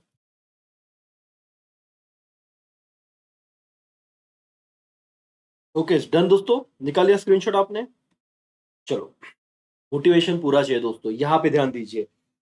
सिर्फ 3 क्वेश्चन और इसी के साथ आप लोग जो इतने दिनों से टाल रहे थे कि सर बाद में करेंगे, बाद में करेंगे, खत्म हो गया सर। बहुत ज्यादा नहीं, 36 मिनट हुए सर। मतलब जो सालों भर से नहीं हो पाएगा वो 2 घंटे में करना है और 6 मार्क्स पूरे सिक्योर सर। सिर्फ टेक्स्ट बुक लेके बैठिए और पूरी की पूरी चीजें नोट कर दी जाए, ये रिक्वेस्ट है आपसे। और सर हो जाएगा, आप बहुत होशियार हो। देखो इतने कम टाइम में समझ रहा है सर, साल भर कर लेते तो क्या होता, लेकिन ठीक है नहीं किया, अब तो कीजिए पूरे ध्यान के साथ, पूरे शिद्दत के साथ पूरा लेक्चर कीजिए। दोस्तों आपके सामने नेक्स्ट सवाल आ रहा है और बहुत ही अच्छा सवाल है, आ सकता है 3 मार्क्स के लिए है। Gold company limited declare dividend of ₹10 पर शेयर फॉर फाइनेंशियल ईयर 18-19। तो ये सारे जो स्क्रीनशॉट में आपको निकलवा रहा हूं वो तो आप देखिए ही, लेकिन लेक्चर को प्रॉपर अगर आप और उसका इफिशियंसी चाहते हो तो आपके टेक्स्ट बुक में साइड में पेंसिल से लिखते जाइए। ठीक है सर, ठीक है। कंपनी है जिन्होंने ₹10 का डिविडेंड डिक्लेयर किया है फॉर द फाइनेंशियल ईयर 18-19 करके। ओके सर, अभी क्या करना है जरा बताइए, क्या हम देखें? ओके, इस company under default if dividend was not paid with in 30 days of declaration. बहुत ही सिंपल सवाल है दोस्तों, है ना? इस पे हमने थियरी क्वेश्चन किया भी है। 30 दिन के अंदर कंपनी ने डिविडेंड डिक्लेयर करने के बाद नहीं दिया, not paid with in 30 days, लोगों को बोला आपको डिविडेंड देंगे लेकिन 30 दिन हुए पे ही नहीं किया, तो कंपनी को डिफॉल्टर माना जाएगा क्या? तो answer is yes, the company is in default if dividend is not paid within 30 days of its declaration। Simple सी बात है दोस्तों, 1 मार्क्स आपको मिल गया। क्या कंपनी ने डिविडेंड डिक्लेयर करने के बाद कितने दिनों के अंदर पेड करना चाहिए? इनडायरेक्टली ये भी याद रखिए, फिलिंग द ब्लैंक्स में आ सकता है। डिविडेंड डिक्लेयर होने के बाद 30 दिन के अंदर कंपनी ने पेड करना चाहिए, अगर नहीं किया तो क्या माना जाएगा? डिफॉल्ट माना जाएगा। 1 मार्क्स डन, 2 बार रिवाइज करा के दिया अभी के अभी। सर दूसरा सवाल, Is company right in transferring unpaid dividend to debenture reserve account? Debenture reserve account, क्या debenture reserve account में ट्रांसफर करना है क्या दोस्तों? Answer is no, the company is not right in transferring unpaid dividend to its debenture reserve account। it should be transferred to, कहां पे भेजना चाहिए सर? अंडरलाइन कीजिए, unpaid dividend account लिख लीजिए टेक्स्ट बुक में। कंपनी ने अगर, देखो ये क्या होता है सर, कंपनी ने डिविडेंड डिक्लेयर किया, पुराने जमाने की बात है सर, लोग कहां पे रह रहे, एड्रेस गलत है या कुछ, उनको डिक्लेयर दे कैसे पैसा? अगर नहीं दे पाई सर तो क्या करना है दोस्तों? कौन से अकाउंट में डालना है? Unpaid dividend account. इन्होंने क्या बोला? डिबेंचर रिजर्व अकाउंट, ये गलत है। Unpaid dividend account, it is separate bank account open in schedule bank within 5 days of its declaration. 5 दिन डिक्लेयर हो करके हो गए तो आप सेपरेट अकाउंट बनाओगे अनपेड डिविडेंड नाम का और वहां पे रख दोगे पैसा। समझा दोस्तों? 1 मार्क्स डन हो गया। यस, यहाँ पे मार्क्स जा सकता था, बच गया सर। डिबेंचर रिजर्व अकाउंट नहीं, अनपेड डिविडेंड अकाउंट करके। लास्ट सवाल, does company have to transfer the amount of unpaid dividend to IEPF after 30 days? No sir, वो IEPF में तो इन्वेस्टर एजुकेशन, इसका फुल फॉर्म लिख लो, investor education and protection fund. अब जिसने पढ़ा ही नहीं रहेगा चैप्टर, उनके लिए तो कितने बाउंसर जाते सर अगर ये नहीं आता तो, और इसलिए हो नहीं रहा था। अब देखिए क्या प्रोविजन है पता है दोस्तों, मतलब 7 साल बाद की बात है वो तो। देखो, no, company should not transfer it to IEPF, investor education and protection fund, any amount in the unpaid dividend account of company which remain unpaid or unclaimed for period of 7 years from the date of such a transfer should be transferred to investor education and protection fund। लेकिन कब? 7 साल बाद। इन्होंने क्या बोला है दोस्तों? Question देखिए, उन्होंने बोला 30 दिन। क्या 30 दिन के अंदर भेज दे क्या? इसीलिए तुमने बोला नहीं 30 दिन के अंदर नहीं, 7 साल तक अगर वो अनक्लेम है, अनपेड है, कहां पे डालने के बाद? अनपेड डिविडेंड अकाउंट में डालने के बाद। तो ही आप कहां पे ट्रांसफर करोगे? IEPF, investor education and protection fund. चलो सर रिवाइज कर लेते हैं मेरे दोस्तों। 6 क्वेश्चन होने के बाद अलग ही तुमको, मतलब आज के लेक्चर के बाद जो बंदा पूरा लेक्चर देख रहा है सुकून की नींद सोएगा। एक चीज तो कंप्लीट की सर, टाला तो नहीं, पूरा बैठा, पूरा लेक्चर किया। जितना सर मैं मेहनत कर रहा हूं उतना आप अगर कर लो, मैं आपको बोल रहा हूं सक्सेस बहुत नजदीक है आपके। चलो बताओ, कंपनी क्या डिफॉल्ट में रहेगी अगर 30 दिन के अंदर डिविडेंड नहीं दिया? तो आंसर रहेगा यस। अगर कंपनी ने पैसा नहीं दिया, अनपेड डिविडेंड का जो पैसा है वो कहां पे ट्रांसफर करना है? Debenture reserve account? क्या? नो सर, डिबेंचर रिजर्व नहीं, अनपेड डिविडेंड अकाउंट में ट्रांसफर करना है। ठीक है, क्या बताओ, जो अमाउंट 30 दिन के अंदर नहीं पेड किया तो आईईपीएफ में डालेंगे क्या सर? 30 दिन नहीं, 7 साल तक अगर अनपेड है तो आईईपीएफ में डालेंगे, बस इतना याद रखना, खत्म बात। चलो सर लास्ट सवाल, इसका स्क्रीनशॉट खींच लेना है, खींच लो। लास्ट सवाल सर, लास्ट मतलब और 2 सवाल है लेकिन छोटे छोटे सवाल। चलो देखिए, दर्द हो रहा है सर, इतना इतना पढ़ाई हमने कभी किया नहीं हो सर जिंदगी में। और दोस्तों यही तो बात है, और अभी बहुत ज्यादा नहीं, 40 मिनट हुए हैं, बहुत होते हैं आई नो, ऑनलाइन लेक्चर में वो भी। और आप कर रहे हो तो बहुत बड़ा, मतलब आपका जो टारगेट है जिंदगी में, आप जो अभी आप सीरियस हुए हो तो बहुत अच्छी बात है। 2 सवाल यार, और मतलब कर लो ना तो क्या हो जाएगा, तो अभी बहुत बड़ा लेक्चर आएगा। लेकिन वन शॉट में अगर आपको सब चाहिए और कॉन्फिडेंस भी चाहिए तो सर अच्छी बात है, और आप रुक रहे हो तो बहुत सही बात है। भगवान आप लोगों का भला करे सबको बहुत अच्छे मार्क्स से पास कराए। चलो आ जाते हैं दोस्तों। Mister A equity share holder of XYZ company limited, ठीक है, company has decide to declare dividend 15 रुपया। ठीक है सर, ये तो एकदम नॉर्मल सी बात होगी, हर सब में वही आ रहा है कि कंपनी डिसीजन ले रही डिविडेंड डिक्लेयर करने का। ठीक है, पहला सवाल, which form will Mr. A have to submit if he wish to get his dividend credited directly in the bank? ये ना बेटा सारे एक बार ना क्वेश्चन अच्छे से कर लेना। उन्होंने क्या कहा है कि डिविडेंड तो डिक्लेयर हुआ है और जो मिस्टर ए है उसको डिविडेंड मिलने वाला है, तो कौन सा फॉर्म भरना चाहिए? देखो, which form will mister A have to submit if he wish, अगर उसे लगता है कि डिविडेंड डायरेक्टली कहां पे आना चाहिए? उसका बैंक में क्रेडिट होना चाहिए। सवाल समझा क्या आपको? यस और नो? कंपनी ने डिविडेंड डिक्लेयर किया 15 रुपए का, ठीक है, लेकिन मिस्टर ए है जिसको लगता है कि डिविडेंड बैंक में आना चाहिए। सवाल को समझो, जवाब तो सर सवाल वैसे आएगा तो आप फटाफट दे ही दोगे, बच्चे सवाल ही नहीं समझते, सिर्फ जवाब पढ़ रहे हैं। कौन सा फॉर्म भरना पड़ेगा? ये देखो, Mr. A will have to submit dividend mandate to company if he wish to get his dividend credited directly in the bank। तो कौन सा फॉर्म बेटा? डिविडेंड मैंडेट करके लाइन करो, डिविडेंड मैंडेट, एक बार लिख लो ये नाम। दूसरा सवाल, with in how many days should mister A get his dividend? कितने दिनों के अंदर उन्हें डिविडेंड मिलना चाहिए? तो हमने ऊपर भी देखा था, mister A should get dividend within 30 days from the date of declaration. ये तो बार बार वही पढ़ना हो गया सर। डिविडेंड कब तक मिलना चाहिए? 30 days from the date of declaration dividend मिल जाना चाहिए। ठीक है सर, लास्ट सवाल, will mister A B paid dividend before the preference share holder? तो इक्विटी शेयर होल्डर है, देखो इक्विटी शेयर होल्डर है, mister A equity share holder है, और पूछा है क्या प्रेफरेंस शेयर होल्डर से पहले मिलेगा क्या? आप जवाब दो, अभी आप बहुत होशियार हो। नो सर, हो गए, कितना चेंज आ गया देखो इतने छोटे लेक्चर में। अब आपको समझ भी गया, प्रेफरेंस वालों को पहले देगा, बचा तो इक्विटी वालों को। तो answer is no, mister A will not be paid dividend before the share holder of company, he will get dividend from residual profit. ये वर्ड लिखना बेटा, रेसिडुअल प्रॉफिट मतलब बचा हुआ प्रॉफिट, ठीक है, that is after paying preference share holders. खत्म, 3 marks में से 3 मार्क्स मिलेंगे। एसपी है इसीलिए डरो मत दोस्तों, आगे के कुछ ही लेक्चर्स एक्सक्लूसिवली पेड कोर्स में हो गया, मतलब आपके लिए बाद में दिए जाएंगे, लेकिन सर प्लीज मैं अभी भी बता रहा हूं, जाइए फायदा उठाइए, बहुत अच्छी बात है। कांटेक्ट कीजिए इस नंबर पे, अभी भी मौका है, टाइम गया नहीं है सर। चलो ध्यान दो दोस्तों, ये वाली बात हुई, ये वाली बात हुई विद इन 30 डेज। चलो रिवाइज कर लेते हैं सर एक क्वेश्चन को, ताकि हमको ना टेंशन ही ना रहे। चलो सबसे पहले आपने पढ़ा mister A equity share holder है जिसे 15 रुपए से डिविडेंड मिला है, उसे कौन सा फॉर्म भरना पड़ेगा अगर डायरेक्ट क्रेडिट में, डायरेक्ट बैंक में क्रेडिट होना है पैसा? तो क्या था बेटा? Dividend mandate, submit dividend mandate to company. ठीक है, ये वर्ड याद रखना। Within how many days उसको मिलेगा डिविडेंड? 30 days from the date of declaration मिल जाना चाहिए। क्या प्रेफरेंस वालों से पहले मिलेगा? नो सर, उससे प्रेफरेंस वालों के बाद ही मिलेगा। Done sir. लास्ट सवाल दोस्तों, और खत्म तुम्हारा चैप्टर नंबर 6 के 6 केस स्टडी बेस्ड क्वेश्चन। और मैं अभी गिनवा के भी देता हूं, एक केस स्टडी बेस्ड को 5 मिनट तो कम से कम चाहिए ना, हम 10 कर रहे हैं, 50 मिनट भी नहीं हुए, तो इतना टाइम तो पकड़ के चलो सर, और प्रॉपर खत्म, ऐसे नहीं कुछ छोड़ रहे। चलो sir, ABC company decide to pay interim dividend, ये बहुत इंपॉर्टेंट है बेटा, ये आईएमपी कर लो, ये कुछ हटके सवाल है। फाइनल डिविडेंड की बात नहीं की है, मैंने आपको कहा भी था इस चैप्टर से आईएमपी डिस्टिंग्विश क्या, interim dividend and final dividend, ये इंपॉर्टेंट डिफरेंस बिटवीन है, लेक्चर ऑलरेडी बन चुका है इस पे, ठीक है। ABC company limited decide to pay interim dividend. पहला, can it be paid out of free reserve, क्या इंटरिम डिविडेंड फ्री रिजर्व में से देंगे क्या? देखो फाइनल डिविडेंड फ्री रिजर्व में से देते थे, यस फाइनल डिविडेंड देते थे, लेकिन इंटरिम डिविडेंड मिलेगा क्या? Answer is no.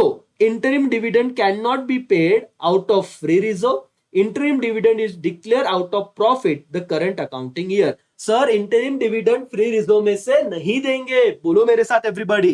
क्या इंटरिम डिविडेंड मतलब क्या sir? Mid of the year दे रहे, अभी तक ईयर खत्म नहीं हुआ, तो क्या फ्री रिजर्व में से दे? नहीं नहीं नहीं, इंटरिम डिविडेंड फ्री रिजर्व में से नहीं जाएगा, वो करंट ईयर के प्रॉफिट में से ही दिया जाएगा। पहला 1 मार्क्स आपका डन।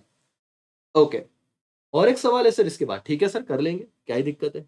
चलो, is the board right in declaring the same at the board meeting? चलो सर, क्या ये जो इंटरिम डिविडेंड है ये डिक्लेयर भी बोर्ड ऑफ डायरेक्टर ही करेगा क्या? Answer is yes. और यहां पे डिफरेंस समझना बेटा, ये देखो मैं लिखवा के देता हूं, लिख लेना, फाइनल डिविडेंड और इंटरिम डिविडेंड, लिखो लिखो ये चीज लिखो।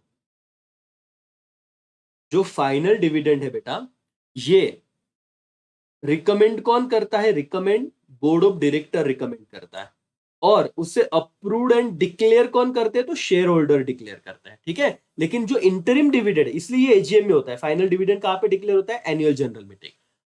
गहराई समझ रहे हो कंसेप्ट क्या है, किससे कहते हैं सर? और इंटरिम डिविडेंड क्या बोर्ड मीटिंग में डिक्लेयर किया तो चलेगा क्या? डिक्लेयर की बात रही, ढूक लो समझो, ये रिकमेंड भले बोर्ड ऑफ डायरेक्टर कर दे बोर्ड मीटिंग में फाइनल डिविडेंड, लेकिन फाइनल डिविडेंड डिक्लेयर कहां पे होता था? Annual general meeting. और आपको क्या पूछा है? इंटरिम डिविडेंड क्या डिक्लेयर कर दे क्या? Declare, answer is yes, interim चलेगा sir. Yes, the board of director has power to decide and declare the same in the board meeting. ये डिफरेंस बिटवीन का वन ऑफ दो पॉइंट है कि final dividend annual general meeting में declare होता है share holder के द्वारा, और interim dividend board of director भी डिक्लेयर कर सकते हैं। Declare, final dividend board of director declare नहीं कर सकते, सिर्फ रिकमेंड कर सकते हैं। ऑब्जेक्टिव आएगा, चिल्ला चिल्ला के बता रहा हूं, लिख लो कहीं तो।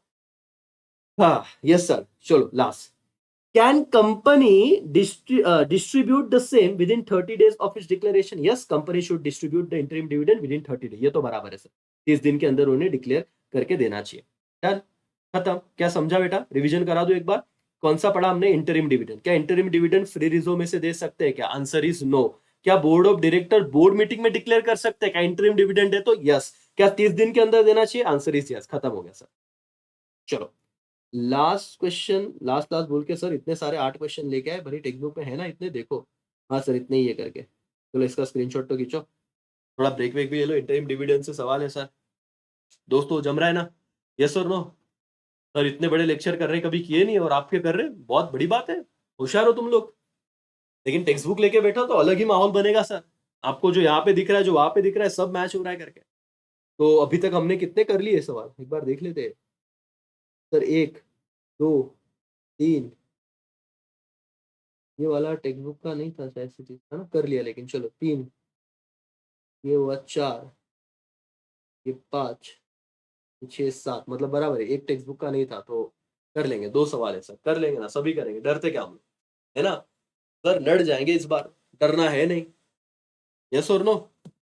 2 सवाल बाकी फिर सर, तो मतलब चैप्टर नंबर 9 से एक सवाल तो आएगा ही, इतने सारे दिए केस स्टडी बेस्ड क्वेश्चन, तो एक तो आना ही चाहिए, डंके की चोट पे आना चाहिए सर। चलो दोस्तों, राज कंपनी लिमिटेड, देखो क्या है सवाल, अरे अरे बाप रे, चलो चलो, ब्रेक चाहिए सर, ब्रेक चाहिए। मैंने कहा ना ब्रेक ले सकते, पॉज करो, पानी पियो। मैं तो नहीं रुका, मैं रुक नहीं सकता। मुझे पता है, मैं अगर स्टूडेंट होता तो सर इतनी कम टाइम में मेरे को बहुत लोगों के सपने, मेरे खुद के सपने पूरे करने, रुकू कैसे सर? अलाउड नहीं है ना, लड़ना है सर, लड़ेंगे नहीं तो क्या होगा? जिंदगी बहुत करोड़ों रुपए नहीं कमा के रखे हैं, तो चलो यार छोड़ दो, मेहनत तो करनी पड़ेगी सर, है ना। मेरा रिजल्ट बनेगा तो मेरे मॉम डैड के आंखों में खुशी के आंसू आएंगे, और मैं देखना चाहता सर कि मैं कुछ करके दिखा सकता हूँ, तो मैं रुक नहीं सकता। अब तुम्हें रुकना है तो रुको भाई, थोड़ा ब्रेक ले लो, पॉज करो, पानी पियो, वापस आओ। रुकेंगे नहीं सर, करके दिखाएंगे। हम होशियार रिसिप्ट कर नहीं रहे थे, करने लगे तो वो बात खत्म। चलो, Raj company limited declare decide to pay interim dividend. देखो कितने अच्छे, इंटरिम डिविडेंड का कंसेप्ट भी आपका क्लियर हो जाएगा साथ ही साथ में। तो ये अगेन एक कंपनी जिन्होंने इंटरिम डिविडेंड देने का सोचा है। ओके, देखो, is the board justified to decide interim dividend 5 rupees per share even though profit till date are insufficient. सवाल क्या है कि प्रॉफिट इनसफिशिएंट है। ऊपर भी एक सवाल था फाइनल डिविडेंड में, लेकिन फ्रीज रिजर्व था तो हमने दे दिया था, लेकिन ये फाइनल डिविडेंड नहीं बेटा, ये कौन सा डिविडेंड है? Interim dividend. और आपको पूछा क्या गया है, क्या ये चलेगा इंटरिम डिविडेंड देना अगर प्रॉफिट इनसफिशिएंट है? तो answer is no. The board is not justified to declare interim dividend 5 रुपया per share if the profit till date are insufficient. This is because interim dividends is declared out of current year profit only. बेटा सिर्फ profit पे से ही दिया जाता है, और अगर तुम्हारा प्रॉफिट इनसफिशिएंट है तो इंटरिम डिविडेंड आप डिक्लेयर नहीं कर सकते सर। समझा? इंटरिम डिविडेंड आया, और ये एक सवाल आया दोस्तों, एज इट इज आ जाएगा। तो आप बोलना, अगर उन्होंने पूछा इंटरिम डिविडेंड प्रॉफिट इनसफिशिएंट होने के बाद भी क्या दे सकते हैं क्या इंटरिम डिविडेंड? नहीं दे सकते। चलो दूसरा, can board declare it out of free reserve? Answer is no. मैंने तो बोला था, the board can not declare interim dividend out of free reserve. ये टेक्स्ट बुक का सवाल है सर, जाइए और नो नो लिख दीजिए, 3 में से 3 मार्क्स है आपके। ओके, लेकिन क्या फाइनल डिविडेंड फ्री रिजर्व में से डिक्लेयर हो सकता है क्या? यस। तो ये डिफरेंस का पॉइंट भी आप लिख लीजिए कि final dividend can declare out of free reserve, interim dividend can not be declare out of free reserve. खत्म। Last, can board of director declare it out of capital? Answer is big no sir. Board cannot declare the interim dividend out of capital, is declare out of profit of the current year. तो लाख बात की एक बात, interim dividend current year के profit में से ही दिया जाएगा। क्या आप लोगों को समझा क्या दोस्तों? हाँ या ना? अरे हाँ या ना? देख लो एक बार, मैं पानी तो पी लूं, कब से लेक्चर चल रहा है सर, आप भी तो ध्यान में रखिए सर। यस, चलो, मजा आ रही है दोस्तों? हो रही पढ़ाई? Interim dividend done, app download कर लीजिए। आगे अगर आप सीए करना चाहते हो, सीएस करना चाहते हो, बीकॉम करना चाहते हो और नासिक में हो तो ऑफलाइन क्लास के लिए जरूर आ सकते हो। कॉलेज रोड पे बीआई के कॉलेज के पास अपना क्लास है। और अगर आप ऑनलाइन क्लास करना चाहते हो सीए, सीएस, सीएमए के लिए, सीएमए फाउंडेशन के लिए, तो भी आप डेफिनेटली आ सकते हो। ठीक है? और अपने जूनियर्स को जरूर बताइएगा जो अभी 10th पास हो गए और 11वीं में कॉमर्स का क्लास लगाना नासिक कर नक्की लक्षात ठेवा। चलो, ध्यान दो दोस्तों, आगे बढ़ते हैं लास्ट सवाल की तरफ, और इसी के साथ sir finally finally finally chapter number 9 हमारा, इतने सारे case study based question done हो जाएंगे। ओके, इस डायमंड कंपनी, अच्छा इसका रिवीजन दो ना सर फटाफट। अरे भाई चलो चलो चलो चलो फटाफट। इंटरिम डिविडेंड, मेन कीवर्ड क्या रहेगा? Interim dividend. क्या इंटरिम डिविडेंड इनसफिशिएंट प्रॉफिट होने के बाद दे सकते हैं? Answer is no. क्या इंटरिम डिविडेंड फ्री रिजर्व में से दे सकते हैं? Answer is no. क्या इंटरिम डिविडेंड कैपिटल में से दे सकते हैं? Answer is no. सिर्फ करंट ईयर प्रॉफिट में से देंगे, हो गया रिवीजन खत्म। Okay sir, diamond company limited consider to declare interim dividend. वापस इंटरिम डिविडेंड का सवाल आया सर। चलो, डिफरेंस तो इधर ही हो जाएगा। In how many days declaration, in how many days of declaration it should be transferred to fund to dividend account? बताओ तो कौन सी डिविडेंड अकाउंट में कब ट्रांसफर करना है? देखो, the fund should be transferred to dividend account within 5 days from the date of declaration of क्या? interim dividend। वही है जो हमने नॉर्मल पढ़ा था, वैसे ही 5 दिन के अंदर वो डिविडेंड अकाउंट में ट्रांसफर कर दो। In how many days it must be pay to share holder? 30 days. ये तो ऊपर पढ़ा था, वही था दोस्तों। 30 days from the date of declaration आपने पेड कर देना है। खत्म, 1 मार्क्स सर। अभी कितना सिंपल लग रहा है, वही है जो ऊपर पढ़ा। हाँ, last, in how many days of declaration must be transfer the fund of unpaid dividend account? Unpaid dividend account क्या sir? The unpaid dividend account must be transfer, the unpaid dividend must be transfer to unpaid dividend account within 37 days from the date of declaration. Underline करना बेटा, 37 days from the date of declaration. 7 days और 30 और 7, 37 days from the date of declaration. Done. चलो sir, हो गए सारे lecture? हाँ sir, concept? Yes sir. हाँ फाइनली सर, चैन की सांस लो। आपने टोटल बेटा 10 क्वेश्चन कर लिए, एकदम टेंशन नहीं sir. 10 case study based question, और अब ज्यादा भी बड़े नहीं रहेंगे। मतलब डिपॉजिटरी कर लो, उसमें 5 है सर, और ये हुआ तो मैं आपको बताऊं कि 6, 7, 8 में से तो कुछ है ही नहीं। तो अगर कोई कहे केस स्टडी बेस्ड क्वेश्चन हुए क्या, तो बोलना हाँ 5 चैप्टर के बाकी 1 से 5, वो भी मैंने कुछ 2-2 क्वेश्चन डाले थे पहले, वो भी मैं करवा के दूंगा, टेंशन मत लो। लेकिन आपको एंड तक बैठना है। क्या आप रेडी हो? सब बोलो यस और नो। क्या आगे पढ़ाओ कि नहीं, हाँ या ना? सर हाँ यार पढ़ा दो, चलो पढ़ लेंगे मालिक, एवरीबॉडी पढ़ लेंगे सर, लड़ेंगे एवरीवन। चलो डिपॉजिटरी सिस्टम का फिफ्थ, सर डिपॉजिटरी सिस्टम पता है ना क्या होता है दोस्तों? जब हमारा फिजिकल फॉर्म ऑफ शेयर हुआ करता था फिजिकल फॉर्म में, तो उसके लिमिटेशन थे। वो चोरी हो सकता था, फट सकता था, है ना? बहुत सारी चीजें थी फिजिकल फॉर्म के, बहुत सारे लिमिटेशन थे। तो इसीलिए हमने डिसाइड किया कि शेयर को क्या करेंगे, इलेक्ट्रॉनिक फॉर्म में कन्वर्ट करेंगे, उसे डीमेटेरियलाइजेशन कहते हैं, बराबर ना? हाँ सर। और उसी के साथ दोस्तों ये जो इलेक्ट्रॉनिक फॉर्म ऑफ सिक्योरिटी संभाल के रखने की जिम्मेदारी है, वो किसके पास होता है? डिपॉजिटरी सिस्टम के पास।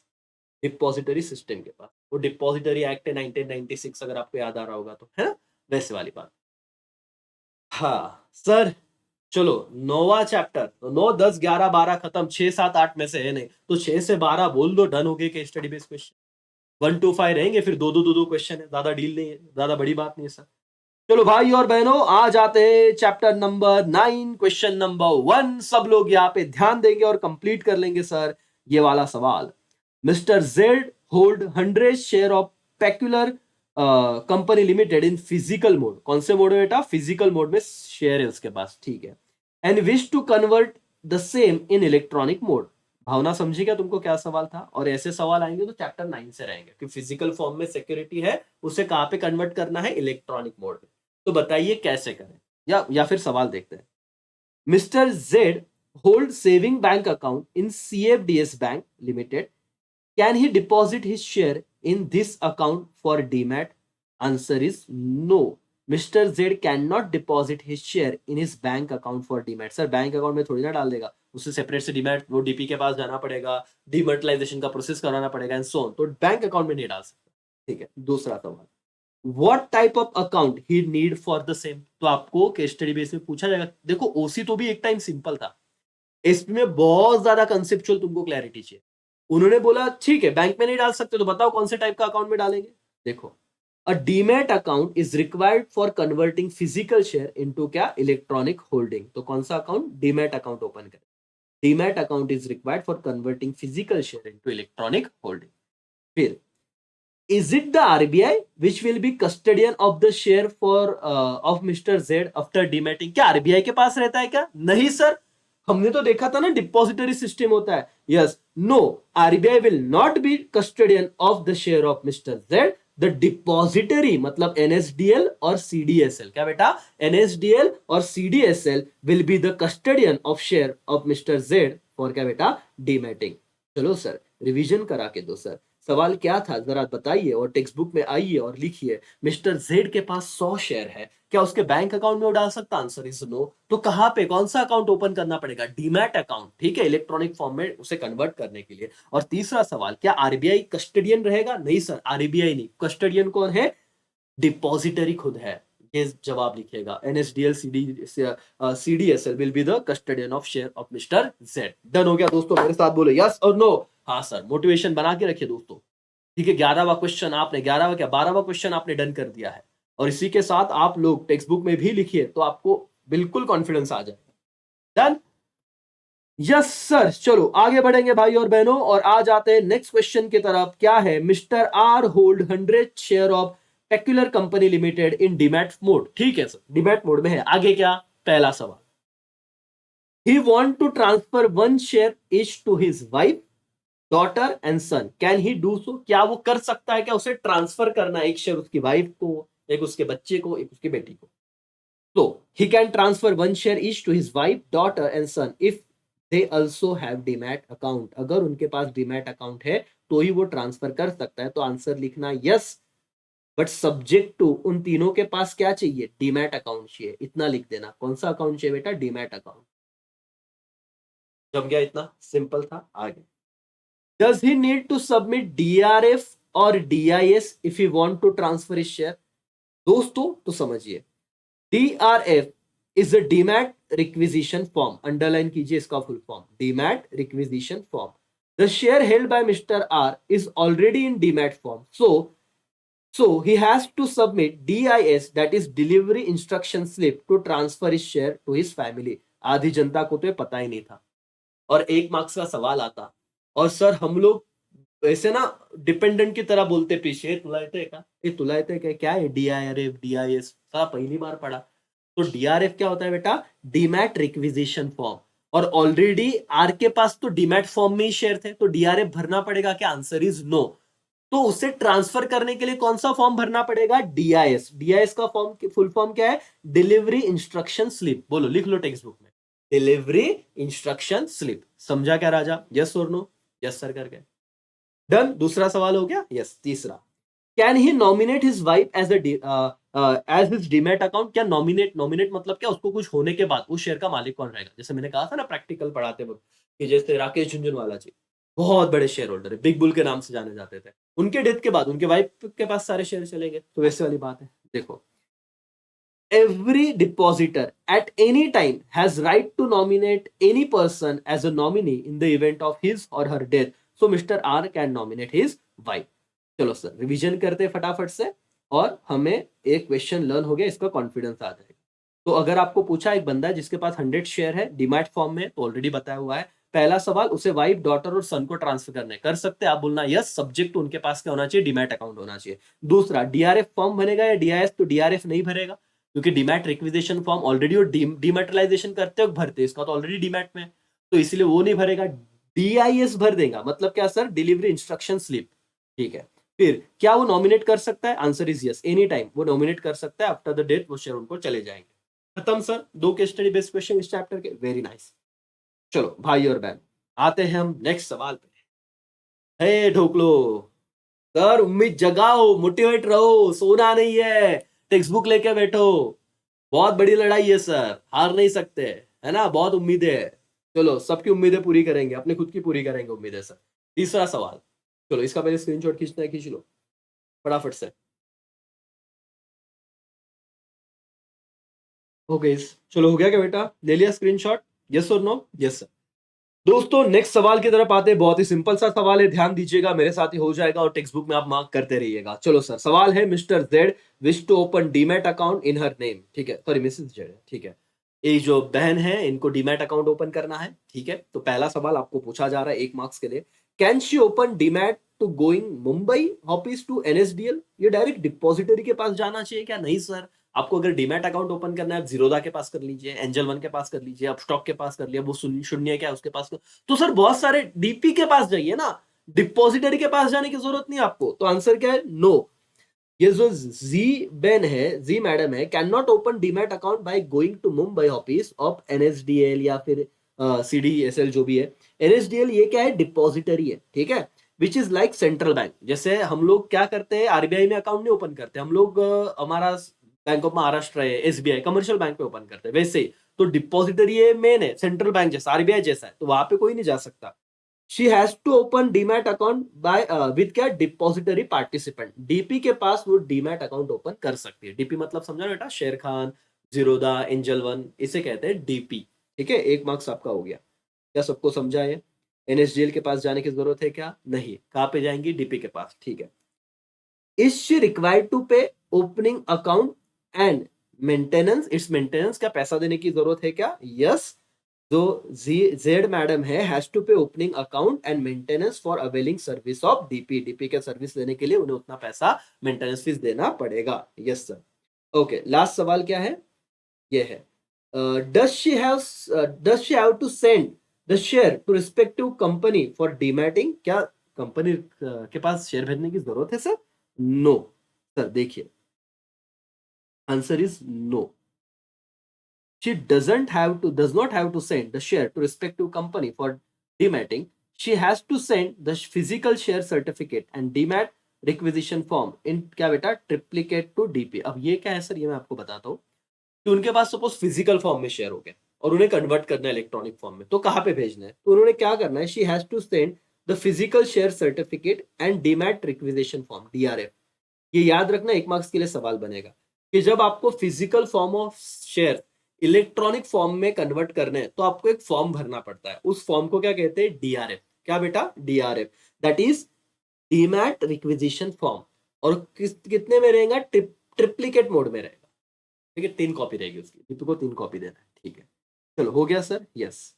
तो ये क्वेश्चन भी आपका डन हो गया दोस्तों। आते हैं नेक्स्ट, और आई थिंक सो और 2 क्वेश्चन बचे क्या इसके? ठीक है, क्वेश्चन बढ़ गए शायद से। हाँ, चलो ये वाला क्वेश्चन पढ़ो, इसका स्क्रीनशॉट लो फटाफट से पढ़ने से पहले। ओके, ले ले बेटा स्क्रीनशॉट एवरीवन। चलो सर, ये क्वेश्चन क्या है जरा ध्यान से समझना, मैं आपको पहले बता देता हूँ। दोस्तों, एक व्यक्ति के पास फिजिकल फॉर्म में शेयर है, ठीक है? उसे वो शेयर इलेक्ट्रॉनिक फॉर्म में कन्वर्ट करना है। कैसे कन्वर्ट करना है? इलेक्ट्रॉनिक फॉर्म में। और उसी से रिलेटेड ये सारे सवाल बने हैं। तो आपका जब केस स्टडी बेस्ड क्वेश्चन कर रहे हो तो इनडायरेक्टली उस चैप्टर का वो एसेंस आपको मिल रहा है, वो चीजें आपको समझ में आ रही है, ऑब्जेक्टिव आपके कहीं ना कहीं हो रही है, तो बहुत ध्यान से देखिए। ठीक है, और आप देखिए सर, आपके जिंदगी के 100 मिनट ये आपके 6 मार्क्स कंप्लीट कर देंगे, मतलब करीब करीब 1.5 घंटा, 1 घंटे का लेक्चर हो चुका है। ठीक है, तो बिल्कुल पेशेंस बनाई रखिए, फुल मोटिवेशन के साथ लेक्चर देखिए दोस्तों, हर एक चीज आपकी कवर हो जाएगी, और टेक्स्ट बुक जरूर लेके बैठेगा। Mister L want to demat his 25 share of peculiar limited company. ठीक है, peculiar company limited bearing certificate number 100 and distinctive number 100 to 600। अब ये छोड़ दो, इसमें कोई टेंशन नहीं लेना है आपको। फिजिकल फॉर्म में उसके शेयर थे, उसे इलेक्ट्रॉनिक फॉर्म में कन्वर्ट करने हैं। पहला सवाल आपको पूछा जा रहा है, which form he is required to fill as return request to DP. ठीक है, फिजिकल फॉर्म में को इलेक्ट्रॉनिक फॉर्म में कन्वर्ट करना है, तो कौन सा फॉर्म भरना पड़ेगा डीपी के बाद? अभी अभी तो हमने पढ़ा था डीआरएफ, कुछ तो याद आ रहा है? ये देखो, mister L has to fill demat requisition form, DRF इतना लिखा तो भी चलेगा, as return request to DP. बोलो, मिस्टर एल को क्या भरना पड़ेगा? Demat requisition form, DRF, as return request to क्या बेटा? डीपी। पहले सवाल का जवाब मिला क्या? यस और no? Which form he is required to fill as a return request to DP? DRF. बोलो मेरे साथ, क्या? डीआरएफ फुल फॉर्म बोलो, डीमैट रिक्विजिशन फॉर्म। बोलो दोस्तों, क्या? Demat requisition form. सर यहाँ पे देखो, धमाका हो गया सर, ध्यान दो, यहाँ पे बहुत इंपॉर्टेंट बात चाहिए चल रही है सर, किसी का भी यहाँ पे दुर्लक्ष्य नहीं होना चाहिए।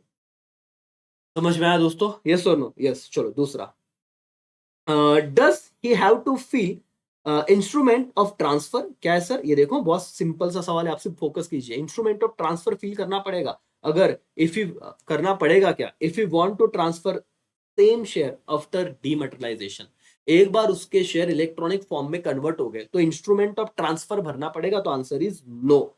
After demat, if he wish to transfer the share, he does not have to fill instrument of transfer. However, he will have to submit delivery instruction slip DIS to DP। ये हमने ऊपर के सवाल में पढ़ा था। 1 मार्क्स की बात है दोस्तों, जहां आपका मोटिवेशन ढीला हुआ वही क्वेश्चन पेपर में आ जाएगा, सोच के चलिए। कब कर लेंगे सर? कोई दिक्कत नहीं है। देखो अभी एक बार अगर तुम्हारा शेयर फिजिकल फॉर्म में, तो ये वाला भरिए इंस्ट्रूमेंट। क्या? Instrument of transfer. कब? अगर शेयर फिजिकल फॉर्म में है तो, और शेयर ट्रांसफर करना है तो। लेकिन अगर शेयर ऑलरेडी डीमैट में है तो ये इंस्ट्रूमेंट ऑफ ट्रांसफर करना पड़ता नहीं है आपको। तब क्या भरना पड़ता है? डीआईएस। क्या? Delivery instruction slip. DIIs, delivery instruction slip. याद है बेटा? याद रहेगा। तो अगर एमसीक्यूज आता है कि फिजिकल फॉर्म में शेयर ट्रांसफर करना है तो क्या भरोगे? Instrument of transfer. और डीमैट वाला फॉर्म ट्रांसफर करना है तो डीआईएस। क्या बेटा? Delivery instruction. लास्ट सवाल बेटा, does does he have to quote certificate number and distinctive number if he wish to transfer his share after in the demat form? क्या उसको वो शेयर के नंबर कोट करने पड़ेंगे क्या? Sir answer is no. भाई sir, the security in demat form is fungible. Fungible मतलब क्या है? They do not have any certificate number और restrictive number, so mister L does not have to quote any such a number after share converted into demat form. एक बार आपका share अगर demat form में convert हो गया तो क्या हो जाएगा? फंजिबल। क्या सर? फंजिबल, मतलब उसको कोई भी ऐसे सर्टिफिकेट नंबर वगैरह रहेगा नहीं सर, खत्म। चलो डन हो गया बेटा ये वाला सवाल। एक बार देखिएगा, लेक्चर पीछे करके भी आप वापस सुन सकते हो। हाँ, कौन सा फॉर्म भरना पड़ेगा? डीआरएफ। ठीक है ना, डीमैट रिक्विजिशन फॉर्म। ठीक है, ठीक है सर। लास्ट सवाल, और इसी के साथ हमारा डन हो जाएगा ये चैप्टर। तो 9 10 11 12 6 7 8 में तो है ही नहीं, तो 6 से 12 बोल दो। ठीक है, चलो स्क्रीनशॉट खींच लो इसका। पहले पढ़ने से पहले आप पढ़ो, एक बार पढ़ो, स्क्रीन पॉज करके पढ़ो, फिर मैं जो बोल रहा एक्सप्लेनेशन सुनो, डन हो जाएगा करके। चलो दोस्तों, फटाफट से स्क्रीनशॉट ले लो, ले लिया? ओके, चलो यहाँ पे ध्यान दो। दोस्तों लास्ट क्वेश्चन है, जरा हम इसे देखेंगे। Mister X hold 50 share of peculiar company limited in demat form. तो यहाँ पे एक हिंट आपको समझा कि ऑलरेडी शेयर इलेक्ट्रॉनिक फॉर्म में, डीमैट फॉर्म मतलब इलेक्ट्रॉनिक फॉर्म में। The company has to decide a dividend 5 रुपया per share and bonus 1:1 to its share holder. तो एक शेयर के लिए वो एक शेयर दे देंगे बोनस। सवाल क्या है? How will mister S gate dividend? तो ये जो एस है, जिसके पास 50 शेयर थे, आपको पूछा गया है 1 मार्क्स के लिए सवाल, तो उसको डिविडेंड कैसे मिलेगा बताओ तो दोस्तों आपको क्या करना है, देखो। Under depository system, the account of investor is automatically credited in case of corporate action. अगर कोई भी डिविडेंड डिक्लेयर हुआ, कोई भी उनको बोनस मिला, तो डिपॉजिटरी के सिस्टम के अंडर ये जो अकाउंट है इन्वेस्टर का, वो ऑटोमेटिकली क्या हो जाता है, क्रेडिट हो जाता है। So, Mr. S will get his dividend through depository in his bank account, which is linked with the depository. तो इसे कुछ करना नहीं पड़ेगा। How will Mr. S get his dividend? Sir उसको तो कोई दिक्कत है ही नहीं ना। क्यों सर? क्योंकि ये सब डिपॉजिटरी करता है, डिपॉजिटरी सिस्टम। वो ऑटोमेटिकली जो कॉर्पोरेट एक्शन हो रहे हैं, मतलब डिविडेंड वगैरह मिल रहा है, डायरेक्ट क्या हो जाता है, क्रेडिट हो जाता है, उसके बैंक पे आ जाता। तो ऐसे होगा, ठीक है।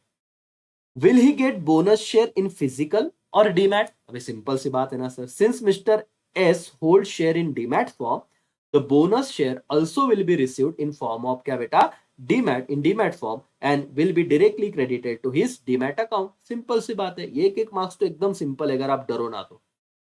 और सर डर रहे थे क्योंकि चैप्टर किया नहीं, केस स्टडी कब करेंगे, टाइम नहीं मिल रहा है। 1-2 घंटा मेरे साथ बैठो, सब खत्म हो जाता सर। अभी तो कितना टाइम बाकी है? Yes sir, last question. Who is entitled, अधिकारी, who is entitled to dividend and bonus, Mr. S और the depository? किसको मिलेगा डिविडेंड, मिस्टर एस को या इस एनएसडीएल डिपॉजिटरी को? Mister S is the beneficial owner and hence he is entitled to dividend. जिसके जिसके शेयर है उसको ही मिलेगा, उसको क्या को मिलेगा, डिपॉजिटरी को। खत्म। कितना कॉमन सेंस था सर, एक बार पढ़ो, लेकिन छोड़ के जाओगे तो लिखते नहीं आएगा। 3 में से 6 मार्क्स चाहिए मेरे को। बताओ कैसे डिविडेंड मिलेगा? डायरेक्टली, क्योंकि लिंक होता है तो डायरेक्ट क्रेडिट होता है जो भी कॉर्पोरेट एक्शन होता है। क्या बोनस शेयर फिजिकल या डीमैट? डीमैट में तो डीमैट में ही मिलेगा। कौन इंटाइटल होगा डिविडेंड? मिस्टर एस की डिपॉजिटरी। इंटाइटल मतलब अधिकारी, मिस्टर एस है क्योंकि वही ओनर था, दैट्स ऑल। मालिक, भाई और बहनों, एक्स्ट्रा क्वेश्चन वो करने की जरूरत नहीं है। हाँ, कब से चिल्ला रहा हूँ? फायदा हो रहा है क्या? कर रहे हो ना दोस्तों? आपके लिए सारी मेहनत है और आप डिजर्व करते हो। आप लोग अच्छे मार्क्स डिजर्व करते हो अगर आपने पढ़ लिया तो। सिर्फ पढ़ नहीं रहे थे, पढ़ाई हो नहीं रही थी। बैठना पड़ेगा एक जगह चिपक के, करना पड़ेगा, उसके सिवा थोड़ी ना बातें होगी सर। चलो, हम लोगों ने दोस्तों क्या कंप्लीट कर लिए है। अब मैं अगर आपको बताऊं दोस्तों कि चैप्टर नंबर, अब देखो आपकी खुशी का ठिकाना नहीं रहेगा। चैप्टर नंबर 6 से तो कोई आने नहीं वाला, ठीक है, 7 से कोई आने नहीं वाला, 8 से कोई केस स्टडी बेस्ड क्वेश्चन है नहीं। Chapter number 9, chapter number 10, chapter number 11, chapter number 12, दोस्तों इतने चैप्टर हमारे हो चुके हैं। हाँ सर, हो चुके हैं। अब कितना पेशेंस हमें रखना है, बस आपको इन 5 चैप्टर के ये गिन चुन के 10-12 क्वेश्चन और कर लेने हैं, और इसी के साथ आप लोगों का ये वन शॉट वीडियो खत्म हो जाएगा। इफ यू वांट कि ब्रेक लेना आप लो, मैं रुकने वाला नहीं हूं दोस्तों, मेरी गाड़ी तो चलती रहेगी, क्योंकि आपके लिए मेहनत करनी है और बहुत करनी है। क्योंकि मुझे आप लोगों पे भरोसा है कि आप बहुत अच्छे से करोगे अगर आपको भी प्रॉपर गाइड करेगा तो क्या मैं चैप्टर नंबर 5 पे जाऊं क्या इसी के साथ? यस और नो? मुझे तो लग रहा था सर ये जो लेक्चर है रिमेनिंग वो मैं आपको पार्ट 2 में दूं, लेकिन नहीं सर, पार्ट 2 मिलता नहीं बाद में, फिर है ना, पार्ट 2 देखना होता नहीं, और मैंने छोड़ दिया तो तुम तो छोड़ ही दोगे। तो सर इसी के साथ हम लोग चौथा 5वां चैप्टर करेंगे, और सर 5वें के बाद तीसरा, तो फिर चौथा, तीसरा, 5वां, चौथा, तीसरा, दूसरा, पहला, डन सर, खत्म। सोचेंगे करेंगे नहीं, करना चालू करो, अपने आप हो जाएगा। सोच सोच के तो हम जनवरी भी खत्म कर देंगे सर, होगा नहीं लेकिन, है ना। दोस्तों वीडियो पसंद आ रहा है? हाँ, मेहनत समझ में आ रही है? तो आपका एक लाइक, आपका एक सब्सक्राइब, आपके दोस्तों के साथ शेयर, जितने भी ग्रुप है डेफिनेटली कर दीजिए। अब बात सबके पढ़ाई की है, इंडिविजुअल क्लास कोई चीज मायने नहीं रखता। आपको बेनिफिट हो रहा है, अपने दोस्तों तक पहुंचाइए, है ना। Yes sir. मेरे भाई और बहनों, चैप्टर नंबर 5 डिपॉजिट के पास आएंगे हम। डिपॉजिट क्या होता है जरा बताओ सर? डिपॉजिट में ना हमको पता है, डिपॉजिटर कंपनी के क्रेडिटर होते हैं। मिनिमम हम 6 महीने के लिए डिपॉजिट के पैसे कंपनी ले सकती है। मैक्सिमम 36 मंथ्स के लिए, ये जो बोल रहा हूँ इंपॉर्टेंट सवाल है, मैक्सिमम 36 मंथ्स के लिए हम लोग कंपनी से पैसे ले सकते हैं, हम लोग डिमांड डिपॉजिट नहीं ले सकते, है ना। हम दो चीजें होती है, एक सर्कुलर और एक एडवर्टीजमेंट। बताओ सर्कुलर कब इशू किया जाता है दोस्तों? सर्कुलर दोस्तों तब इशू किया जाता है जब कंपनी डिपॉजिट के पैसे अपने मेंबर्स से लेती है। ये ऑब्जेक्टिव के लिए लिख लो। दो चीजें इशू होती है, एक सर्कुलर और एक एडवर्टीजमेंट। लिख लो बेटा, बोनस सही है केस स्टडी में। सर्कुलर कब इशू होता है? जब मेंबर्स से पैसे लिए जाते हैं, मेंबर्स, रिलेटिव वगैरह। एडवर्टीजमेंट कब करते हैं? जब पब्लिक से डिपॉजिट इशू होता है। सर्कुलर का मोड क्या है? आप स्पीड पोस्ट कर दो, ईमेल कर दो, चलेगा। लेकिन एडवर्टीजमेंट का मोड क्या है? एक जो एकदम फेमस न्यूज़पेपर है उसमें ऐड देना होता है। साथ में ही दोस्तों आपको वर्नाक्युलर लैंग्वेज, मतलब जो वहां की लोकल लैंग्वेज है जहाँ पे आपका रजिस्टर ऑफिस है कंपनी का, उधर भी आपको एडवर्टीजमेंट करना पड़ता है, एंड सो ऑन। ठीक है, अच्छा खासा चैप्टर है, इसके छोटे से सवाल है वो हम कर लेंगे। एक बार स्क्रीनशॉट खींच लो, चलो फटाफट से। ओके, तो ले लिया दोस्तों स्क्रीनशॉट? यस और नो? Yes sir. यहाँ पे ध्यान दीजिए दोस्तों, बहुत ही सिंपल सा सवाल है। मैं पहले आपको बता दूं कि आपको पब्लिक कंपनी के बारे में, मतलब ये टर्म्स एंड कंडीशन में आपने पढ़ा होगा कि आप लोग किससे डिपॉजिट, अगर पब्लिक कंपनी है, इलिजिबल पब्लिक कंपनी, तो वो मेंबर से भी पैसा ले सकते हो और पब्लिक से भी ले सकते हैं, लेकिन एलिजिबल पब्लिक कंपनी होना बहुत जरूरी है। वन ऑफ द कंडीशन हमने देखा था एलिजिबल कब होगा, उनका नेटवर्थ और टर्नओवर, दोनों बातें हमने पढ़ी थी। और नेटवर्थ के अकॉर्डिंग यहाँ पे आपको देखो पहला सवाल जो दिया हुआ है, लेक्चर जरूर देखना, मेरा रिवीजन। कैन, ये देखो, Apple company limited plan to raise fund through public deposit. ठीक है सर, जैसे पब्लिक डिपॉजिट आया तो समझ जाना चाहिए चैप्टर नंबर 5 का ये सवाल है। ठीक है, कौन से चैप्टर का दोस्तों? चैप्टर नंबर 5 से ये सवाल आया हुआ है। तो ध्यान दीजिए, Apple company limited plan to raise fund through public deposit. It net worth कितना दिया है? 10 करोड़, और इधर ही आपका आधा बात तो खत्म हो जाता है। Can they accept deposit from public? Answer is yes. The company being eligible public company, क्योंकि नेटवर्क उस क्राइटेरिया को उन्होंने पास कर दिया है। Can accept deposit from public, अभी आगे का आपने नहीं लिखा तो भी चलेगा, कोई दिक्कत नहीं है। सिर्फ उन्होंने पूछा था can they accept deposit from public, तो लिखना answer is yes, they can. दूसरा सवाल, can they can they accept deposit with maturity after 4 year? नहीं सर, 4 ईयर मतलब कितने महीने हो जाएंगे सर? 48 मंथ हो जाएंगे। हमने तो कहा कि मैक्सिमम कितने मंथ के लिए डिपॉजिट एक्सेप्ट होती है? 36 मंथ। 36 मतलब क्या? 3 साल। तो आप लोग उतने ही पीरियड के लिए लोगों से डिपॉजिट ले सकते हो जितना लॉ ने अलाउ किया, और मैक्सिमम कितना है बेटा? 3 ईयर्स, मतलब 36 मंथ। तो यहाँ पे देखो गेम क्या हुआ, उन्होंने ईयर में पूछा तो बच्चे यस लिख के आएंगे, तो आंसर इज नो, 4 ईयर के लिए वो नहीं एक्सेप्ट कर सकते, no. As the maximum period for which the deposit can be accepted is 36 month, मतलब कि 3 साल। They can not accept deposit which mature after 4 year, इसलिए वो एक्सेप्ट नहीं कर सकते। सिंपल था दोस्तों। देखो ये सवाल तो बहुत आसान हो रहा है, समझ में आ रहा है? यस और नो? यस सर करके। दूसरा, Apple company limited should issue deposit receipt. अच्छा ये था, with in what period should company issue deposit receipt? तो पहले समझ लो दोस्तों, 21 डेज है आंसर, लेकिन समझ लो ये है क्या, क्योंकि वो समझना भी तो जरूरी है। जब हम शेयर लेते हैं तो शेयर पे कंपनी क्या इशू करती है? Share certificate. क्या इशू करती है बेटा? Share certificate. वो प्रूफ होता है ना कि आप कंपनी के शेयर होल्डर हो। वैसे ही अगर आपने डिपॉजिट लिया है लोगों से, डिपॉजिट, तो उसका प्रूफ के तौर पे हम क्या देते हैं? डीआर देते हैं। डीआर मतलब डिपॉजिट रिसीट। बोलो डीआर मतलब क्या बेटा? Deposit receipt. कितने दिनों के अंदर देना है? Within 21 days. Apple company limited should issue deposit receipt to the depositor within 21 days from the date of receipt of deposit money और रियलाइजेशन ऑफ चेक। जिस दिन डिपॉजिट मनी मिला उससे 21 डे के अंदर हमें डीआर मतलब deposit receipt issue करना है। क्या ये 3 सवाल मेरे साथ लर्न हुए क्या आपके? बोलो यस और नो, हाँ या ना। सर बताओ, क्या इसका नेटवर्क का कंडीशन इसने सेटिस्फाई किया? यस। तो पब्लिक, एलिजिबल पब्लिक कंपनी, हाँ, तो एलिजिबल पब्लिक कंपनी पब्लिक से पैसा ले सकती है, आंसर इज यस, डिपॉजिट के तौर पे। 4 साल नहीं, मैक्सिमम 36 मंथ। और कितने दिनों के अंदर, what time period should company deposit receipt issue करेगी डिपॉजिटर को? From the date of receipt, वो अमाउंट आने से कितने, 21 दिन में उन्होंने दे देना चाहिए। Done sir. ओके दोस्तों, नेक्स्ट क्वेश्चन ले लो स्क्रीन।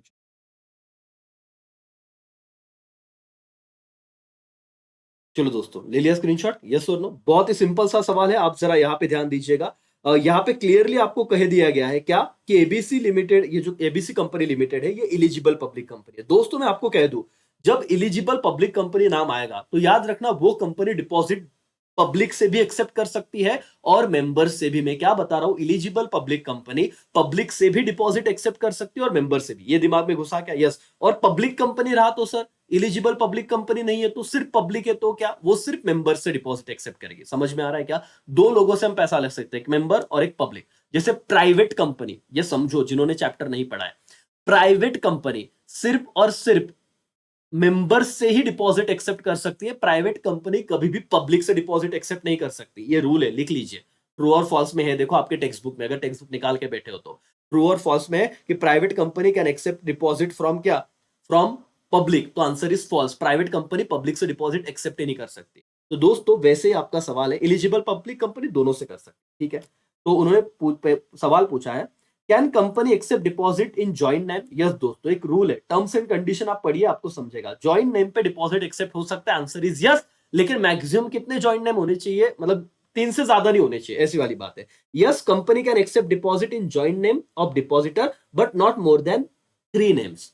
मैक्सिमम 3 नाम ही चाहिए और ज्यादा नहीं चाहिए करके उससे, ठीक है। ओके, दूसरा सवाल, can company accept deposit from member? अभी तो आपने बोला sir eligible public company public से भी ले सकती है, हाँ, लेकिन मैंने ये भी तो कहा मेंबर से भी ले सकते हैं। तो answer is yes, ABC company limited being eligible public company can accept deposit from member. बस इतना ही लिखो, आगे का नहीं लिखा तो भी चले। ओके, तीसरा सवाल, can company issue secure deposit? तो yes sir, company secured unsecured दोनों डिपॉजिट इश्यू कर सकती है। लेकिन इस 1 मार्क्स के सवाल में दोस्तों आपको ऑब्जेक्टिव भी कवर होगा, ध्यान से सुनिएगा। सिक्योर डिपॉजिट अगर इशू किया तो कंपनी को चार्ज क्रिएट करना पड़ता है। क्या क्रिएट करना पड़ता है? Charge. Yes, company can issue secure deposit और एबीसी कंपनी, जो भी कंपनी है सर, पब्लिक कंपनी, अगर सिक्योर डिपॉजिट इशू कर रही तो उसे क्या करना पड़ेगा? चार्ज क्रिएट करना पड़ेगा। कौन से असेट पे? टेंजिबल। टेंजिबल समझते हैं ना, जिसे हम देख सकते हैं, छू सकते हैं, महसूस कर सकते हैं। With in 30 days of acceptance of deposit. तो ये आंसर आता है। चार्ज कितने दिन के अंदर करना है? 30 दिन के अंदर। चलो बोलो मेरे दोस्तों, समझ लो, इसी से साथ मेरे साथ लर्न कर लो। क्या public eligible public company secure deposit दे सकती? यस, दे सकती है। लेकिन सिक्योर डिपॉजिट इशू करने के बाद क्या क्रिएट करना है? चार्ज क्रिएट करना है। कितने दिनों के अंदर? With in 30 days. याद रखो, चार्ज कितने दिनों के अंदर? चार्ज मतलब गिरवी रखना, है ना। सिक्योर तो उसे तो कहेंगे कि लोगों ने पैसा दिया और बदले में हमसे कुछ गिरवी रखवा लिया। तो चार्ज क्रिएट होता है टेंजिबल असेट, मतलब बिल्डिंग हो गया, मशीनरी हो गया, उस पे वो गिरवी रखा जाएगा। कितने दिनों के अंदर? 30 दिनों के अंदर, डेट ऑफ एक्सेप्टेंस, ठीक है। चलो नेक्स्ट क्वेश्चन दोस्तों, ये रहा आपके सामने। Apple company limited is eligible public company, again वही नाम दिया आपको। Plan to raise secure deposit from the public, ठीक है। Please advise board on the following. तो आपको 2 चीजें पता चल गई कि वो एलिजिबल पब्लिक कंपनी है, सिक्योर डिपॉजिट उठाना है और उनको कुछ तो सजेशन चाहिए। तो बोले एडवाइस करो, ठीक है सर, कर देंगे। Does company need to get share holder approval for accepting deposit? बताओ सर, अगर वो कंपनी है और कंपनी को लोगों से डिपॉजिट लेनी है तो शेयर होल्डर का अप्रूवल लगेगा क्या? तो देखो answer is yes, Apple company limited need to get share holder का approval for accepting deposit. Company hold general meeting of the share holder to seek their approval. Simple सी बात है, एकदम आराम से पढ़िएगा कि कोई भी कंपनी को डिपॉजिट अगर एक्सेप्ट करना है, एलिजिबल पब्लिक कंपनी हो, ठीक है, यहाँ पे जो स्पेसिफिकली क्वेश्चन दिया है, तो क्या शेयर होल्डर को अप्रूवल लेना पड़ेगा? हाँ, लेना पड़ेगा। और एनुअल जनरल जो जनरल मीटिंग है वो बुला के लीजिए करके, ठीक है सर, 1 मार्क्स हो गया। Does company have appoint debenture trustee? क्या डिबेंचर ट्रस्टी अपॉइंट करना पड़ेगा? तो दूसरा सवाल का आंसर है no, company does not need to appoint debenture trustee. क्यों sir? However, when issuing secure deposit, eligible company and public company have to appoint one or more deposit trustee। देखो क्या बोला है सर उन्होंने, सवाल देखना। इन्होंने आपको कंफ्यूज करने के लिए यहाँ पे आप ध्यान से देखो, ढोक लो, टेक्स्ट बुक है ना, वहां पे अंडरलाइन करो, डिबेंचर वर्ड यूज किया है। हम तो दिमाग बंद करके ना पढ़ रहे हैं, तो डिबेंचर वर्ड दिखा ही नहीं। डिपॉजिट ट्रस्टी अपॉइंट करेंगे ना, चैप्टर क्या चल रहा है? डिपॉजिट का, तो ये चलेगा, ये थोड़ी करना पड़ेगा। और क्वेश्चन देखो क्या था, डिबेंचर ट्रस्टी है, समझो। इसीलिए आपका आंसर क्या आया? नो, करने की जरूरत नहीं है करके। समझ में आया क्या? यस और नो? यस सर करके। Does company have to appoint debenture trustee? No sir, company does not need to appoint debenture trustee. However, when issuing secure deposit, eligible public company and public company have to appoint one or more, क्या appoint करने पड़ेंगे? Deposit trustee. The trust to protect interest of depositor. ये क्यों होते हैं पता है deposit trustee बेटा? क्योंकि जो डिपॉजिटर है वो स्मॉल अमाउंट रखते हैं, बहुत छोटे लोग होते हैं वो, तो उनका ट्रस्ट नहीं हिलना चाहिए, उनके साथ धोखा नहीं होना चाहिए, इसीलिए हम लोग ये वाला डिपॉजिट ट्रस्टी अपॉइंट करते हैं, deposit trustee not debenture trustee. ठीक है, last question, with in what period should the company create charge on it asset? अभी अभी आपने पढ़ा है, बोलो कितने दिनों के अंदर चार्ज क्रिएट करना पड़ेगा? With in 30 days, yes sir. The company has to create charge on its tangible asset within 30 days of acceptance of deposit. The charge is created an amount not less than amount of deposit. जितना deposit लिया उससे कम charge होना नहीं चाहिए। Simple सी बात थी sir, बार बार ये चीजें रिपीट हो रही है आपके सामने, कोई दिक्कत सर? नहीं। चलो लास्ट क्वेश्चन, और उसके बाद हमारा ये चैप्टर भी डन हो जाएगा, फिर थोड़ा ब्रेक लेंगे सर 1 मिनट का। ओके, और फिर आगे ही चैप्टर करेंगे। 2 घंटा तो सर टारगेट है, के कम तो होना ही नहीं, और एक साथ खत्म करने, वन शॉट डन कर देने सारी चीजें, ठीक है, जो इंपॉर्टेंट है। चलो sir, Sun private limited company want to raise fund through deposit. अच्छा सर, एक कंपनी है, लेकिन कौन सी कंपनी है? प्राइवेट। यहाँ पे पढ़िएगा दोस्तों, कौन सी कंपनी है? प्राइवेट। आईएमपी इस चैप्टर से आता ही आता है case study. Sun private limited company want to raise fund through deposit. पहला, can the company accept deposit from public? तो दोस्तों जैसे आपने प्राइवेट पढ़ा यहाँ पे वर्ड, तो आपको समझना चाहिए प्राइवेट कंपनी पब्लिक से डिपॉजिट एक्सेप्ट नहीं कर सकती। No, Sun private limited being a private company can not raise capital from public. A private company can accept deposits from its member, director and relative. उनसे वो ले सकते हैं, member से, डायरेक्टर से, रिलेटिव से, लेकिन वो पब्लिक से कैपिटल नहीं रेज कर सकते। ठीक है, दूसरा सवाल, which document should company issue to invite deposit? बोलो, तो मैंने आपको बताया था सर्कुलर की एडवर्टीजमेंट, अगर मेंबर से वो ले रहे पैसा तो कंपनी शुड इशू सर्कुलर। समझा क्या बेटा? टू इनवाइट डिपॉजिट, समझा ना लॉजिक? समझा? एडवर्टीजमेंट नहीं करेंगे, अपने ही लोग सर्कुलर दे दो। ठीक है, last, what is the maximum period for which they can accept deposit? दोस्तों 3 मार्क्स का सवाल आता है, 3 मार्क्स, कितना सिंपल, एक बार पढ़ो, सिर्फ आप मोटिवेट होके पढ़ो, है ना sir? The company can accept deposit maximum 36 months. Done हो गया सर, डन। इतनी बातें आपने पढ़ी कि आपको अब टेंशन होना ही नहीं है सर। हो गया हमारा चैप्टर नंबर 5 के ये 4 क्वेश्चन डन। दोस्तों बहुत ज्यादा हमारा बेनिफिट हो रहा है, बस कुछ 4 चैप्टर बाकी, कुछ चंद मिनटों की कहानी है, फिर आप बोलोगे प्राउडली सर का एक लेक्चर देख लो, 6 में से 6 मार्क्स लेके आओ sir. No worry at all, हम पिछले 2 महीने से कर रहे हैं और 2 घंटे में होना अलग ही खुशी है। यस और नो दोस्तों? तो ये स्क्रीनशॉट आपने आई होप पहले ले लिया होगा। अब हम क्या करने वाले, डिबेंचर पे जाएंगे। उसके कितने क्वेश्चन है डिबेंचर के? 3 क्वेश्चन, उतने करेंगे। फिर शेयर्स पे 5 है, लेकिन बहुत सिंपल है। फिर सेकेंड चैप्टर पे 3 और 2, मतलब ये तो ऑलरेडी मैंने पहले भी बताया था। तो इतना हो गया तो खत्म। पेशेंस रखिए और सर लड़ते रहिए। जिसने छोड़ा नहीं सर, मतलब मेहनत छोड़ी नहीं, वो आराम से जीत जाएगा। और मैं बहुत बता रहा हूँ सर, बहुत ही सिंपल है। आपने अभी तक जितना लेक्चर किया है, टेक्स्ट बुक अगर फॉलो की होगी तो आपको दिक्कत आनी ही नहीं चाहिए। ठीक है, यस और नो? यस सर, डिबेंचर के 3 क्वेश्चन करने हमें। ठीक है, चलो पहले स्क्रीनशॉट ले लो बेटा। ओके, डन दोस्तों, ले लिया स्क्रीनशॉट? ठीक है, चलो यहाँ पे ध्यान दो दोस्तों। सिंपल सा सवाल है, चैप्टर नंबर 3 डिबेंचर से, chapter number 4 issue of debenture से रिलेटेड है दोस्तों। बहुत ही सिंपल सा क्वेश्चन। अब तक अब यहाँ पे यहाँ तक आ चुके हो तो आगे की चीज भी हो ही जाएगी। चलो इश्यू ऑफ डिबेंचर पे हम बात करते हैं दोस्तों। पहले तो आपको बता दो, क्या कंपनी को डिबेंचर ट्रस्टी का अपॉइंट करना पड़ता है अगर कंपनी मोर देन 500 पीपल्स है? ठीक है, डिबेंचर, अच्छा डिबेंचर क्या होता है बताओ तो?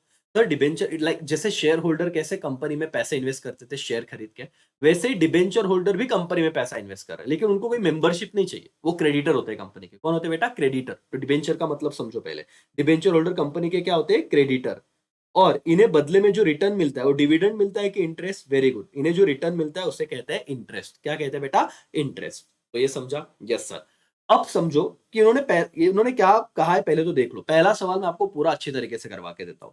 रोज limited company proposed to issue debenture to the public to raise fund. After discussion with the board of director, they have to decide उन्होंने कौन से डिबेंचर इशू करने को डिसाइड किया है। देखो, उन्हें सिक्योर डिबेंचर इशू करना है, रिडीमेबल डिबेंचर इशू करना है, नॉन कन्वर्टेबल इशू करना है, with the tenure of 10 year, 10 साल के लिए उन्हें इशू करना है। Please advise board on the following matter. बहुत सिंपल से सवाल है बेटा, 1-1 मार्क्स के। पहला सवाल है, अगर आपने नहीं भी पढ़ा रहेगा चैप्टर तो ध्यान से समझिएगा कि should the company appoint debenture trustee? क्या कंपनी को डिबेंचर ट्रस्टी अपॉइंट करना है? अच्छा आपको नहीं पता तो ध्यान से यहाँ पे सुनिए, पढ़ लीजिए, ध्यान में आ जाएगा चीज। Yes, company should appoint debenture trustee. This is because if company issue prospectus or invite more than 500 people, अगर कंपनी ने प्रोस्पेक्टस इशू किया या 500 से ज्यादा लोगों को इनवाइट किया, इधर पब्लिक या member, company has to appoint one or more debenture trustee, तो कंपनी को डिबेंचर ट्रस्टी अपॉइंट करना पड़ेगा। चलो मेरे साथ वापस बोलो और लर्न करो। अगर कंपनी प्रोस्पेक्टस इशू कर रहा है या 500 से ज्यादा मेंबर को वो इनवाइट कर रहा है, मेंबर या पब्लिक जो भी है, तो कंपनी को डिबेंचर ट्रस्टी अपॉइंट करना पड़ेगा वन और मोर। ठीक है। दूसरा सवाल, should company create charge on asset? Yes, अगर सिक्योर डिबेंचर इशू कर रहे हैं तो गिरवी कुछ तो लगना पड़ेगा, देना पड़ेगा उनको। यस, देखो दोस्तों क्या है।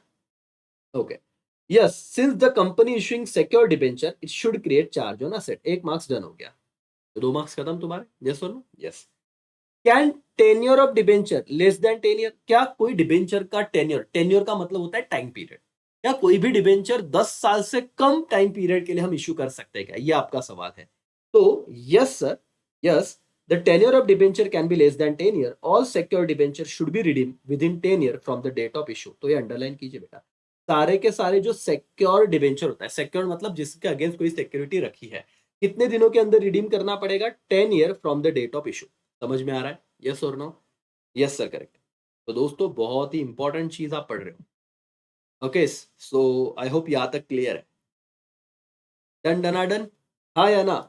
चलो बताओ तो भाई, डिबेंचर ट्रस्टी अपॉइंट कब करना पड़ेगा? जब उन्होंने प्रोस्पेक्टस इशू किया है, 5 से ज्यादा मेंबर या क्या बेटा इनको बुलाया हुआ है, क्या करके, मेंबर या तो आपके जो पब्लिक है। उसके बाद चार्ज क्रिएट कर सकते हैं। यस, चार्ज क्रिएट करना पड़ेगा सिक्योर डिबेंचर, और 10 साल के कम भी हम इशू कर सकते हैं, करके रिडीम कर सकते हैं। रिडीम का मतलब क्या सर? पैसा वापस करना। रिडीम का मतलब पैसा वापस करना, अगर किसी को ना पता हो तो। रिडीम का मतलब पैसा वापस करना। यस। दूसरा सवाल दोस्तों बहुत ही सिंपल सा सवाल है, जरा स्क्रीनशॉट इसका ले लीजिएगा फटाफट से। ले लिया दोस्तों स्क्रीनशॉट? यस और नो? यस सर करके। चलो ध्यान दीजिए, बहुत ही सिंपल सा सवाल, 1 मिनट में हो जाएगा अपना ये सवाल। देखो दोस्तों, क्या कहा है, एक वॉयलेट लिमिटेड कंपनी का नाम है, वो प्लान कर रही है कि 10 करोड़ रुपया इश्यू ऑफ डिबेंचर, याद रखना ये यहां से आपको समझ जाएगा कौन से चैप्टर से है। डिबेंचर इशू करके वो पैसा रेस करना चाहते हैं।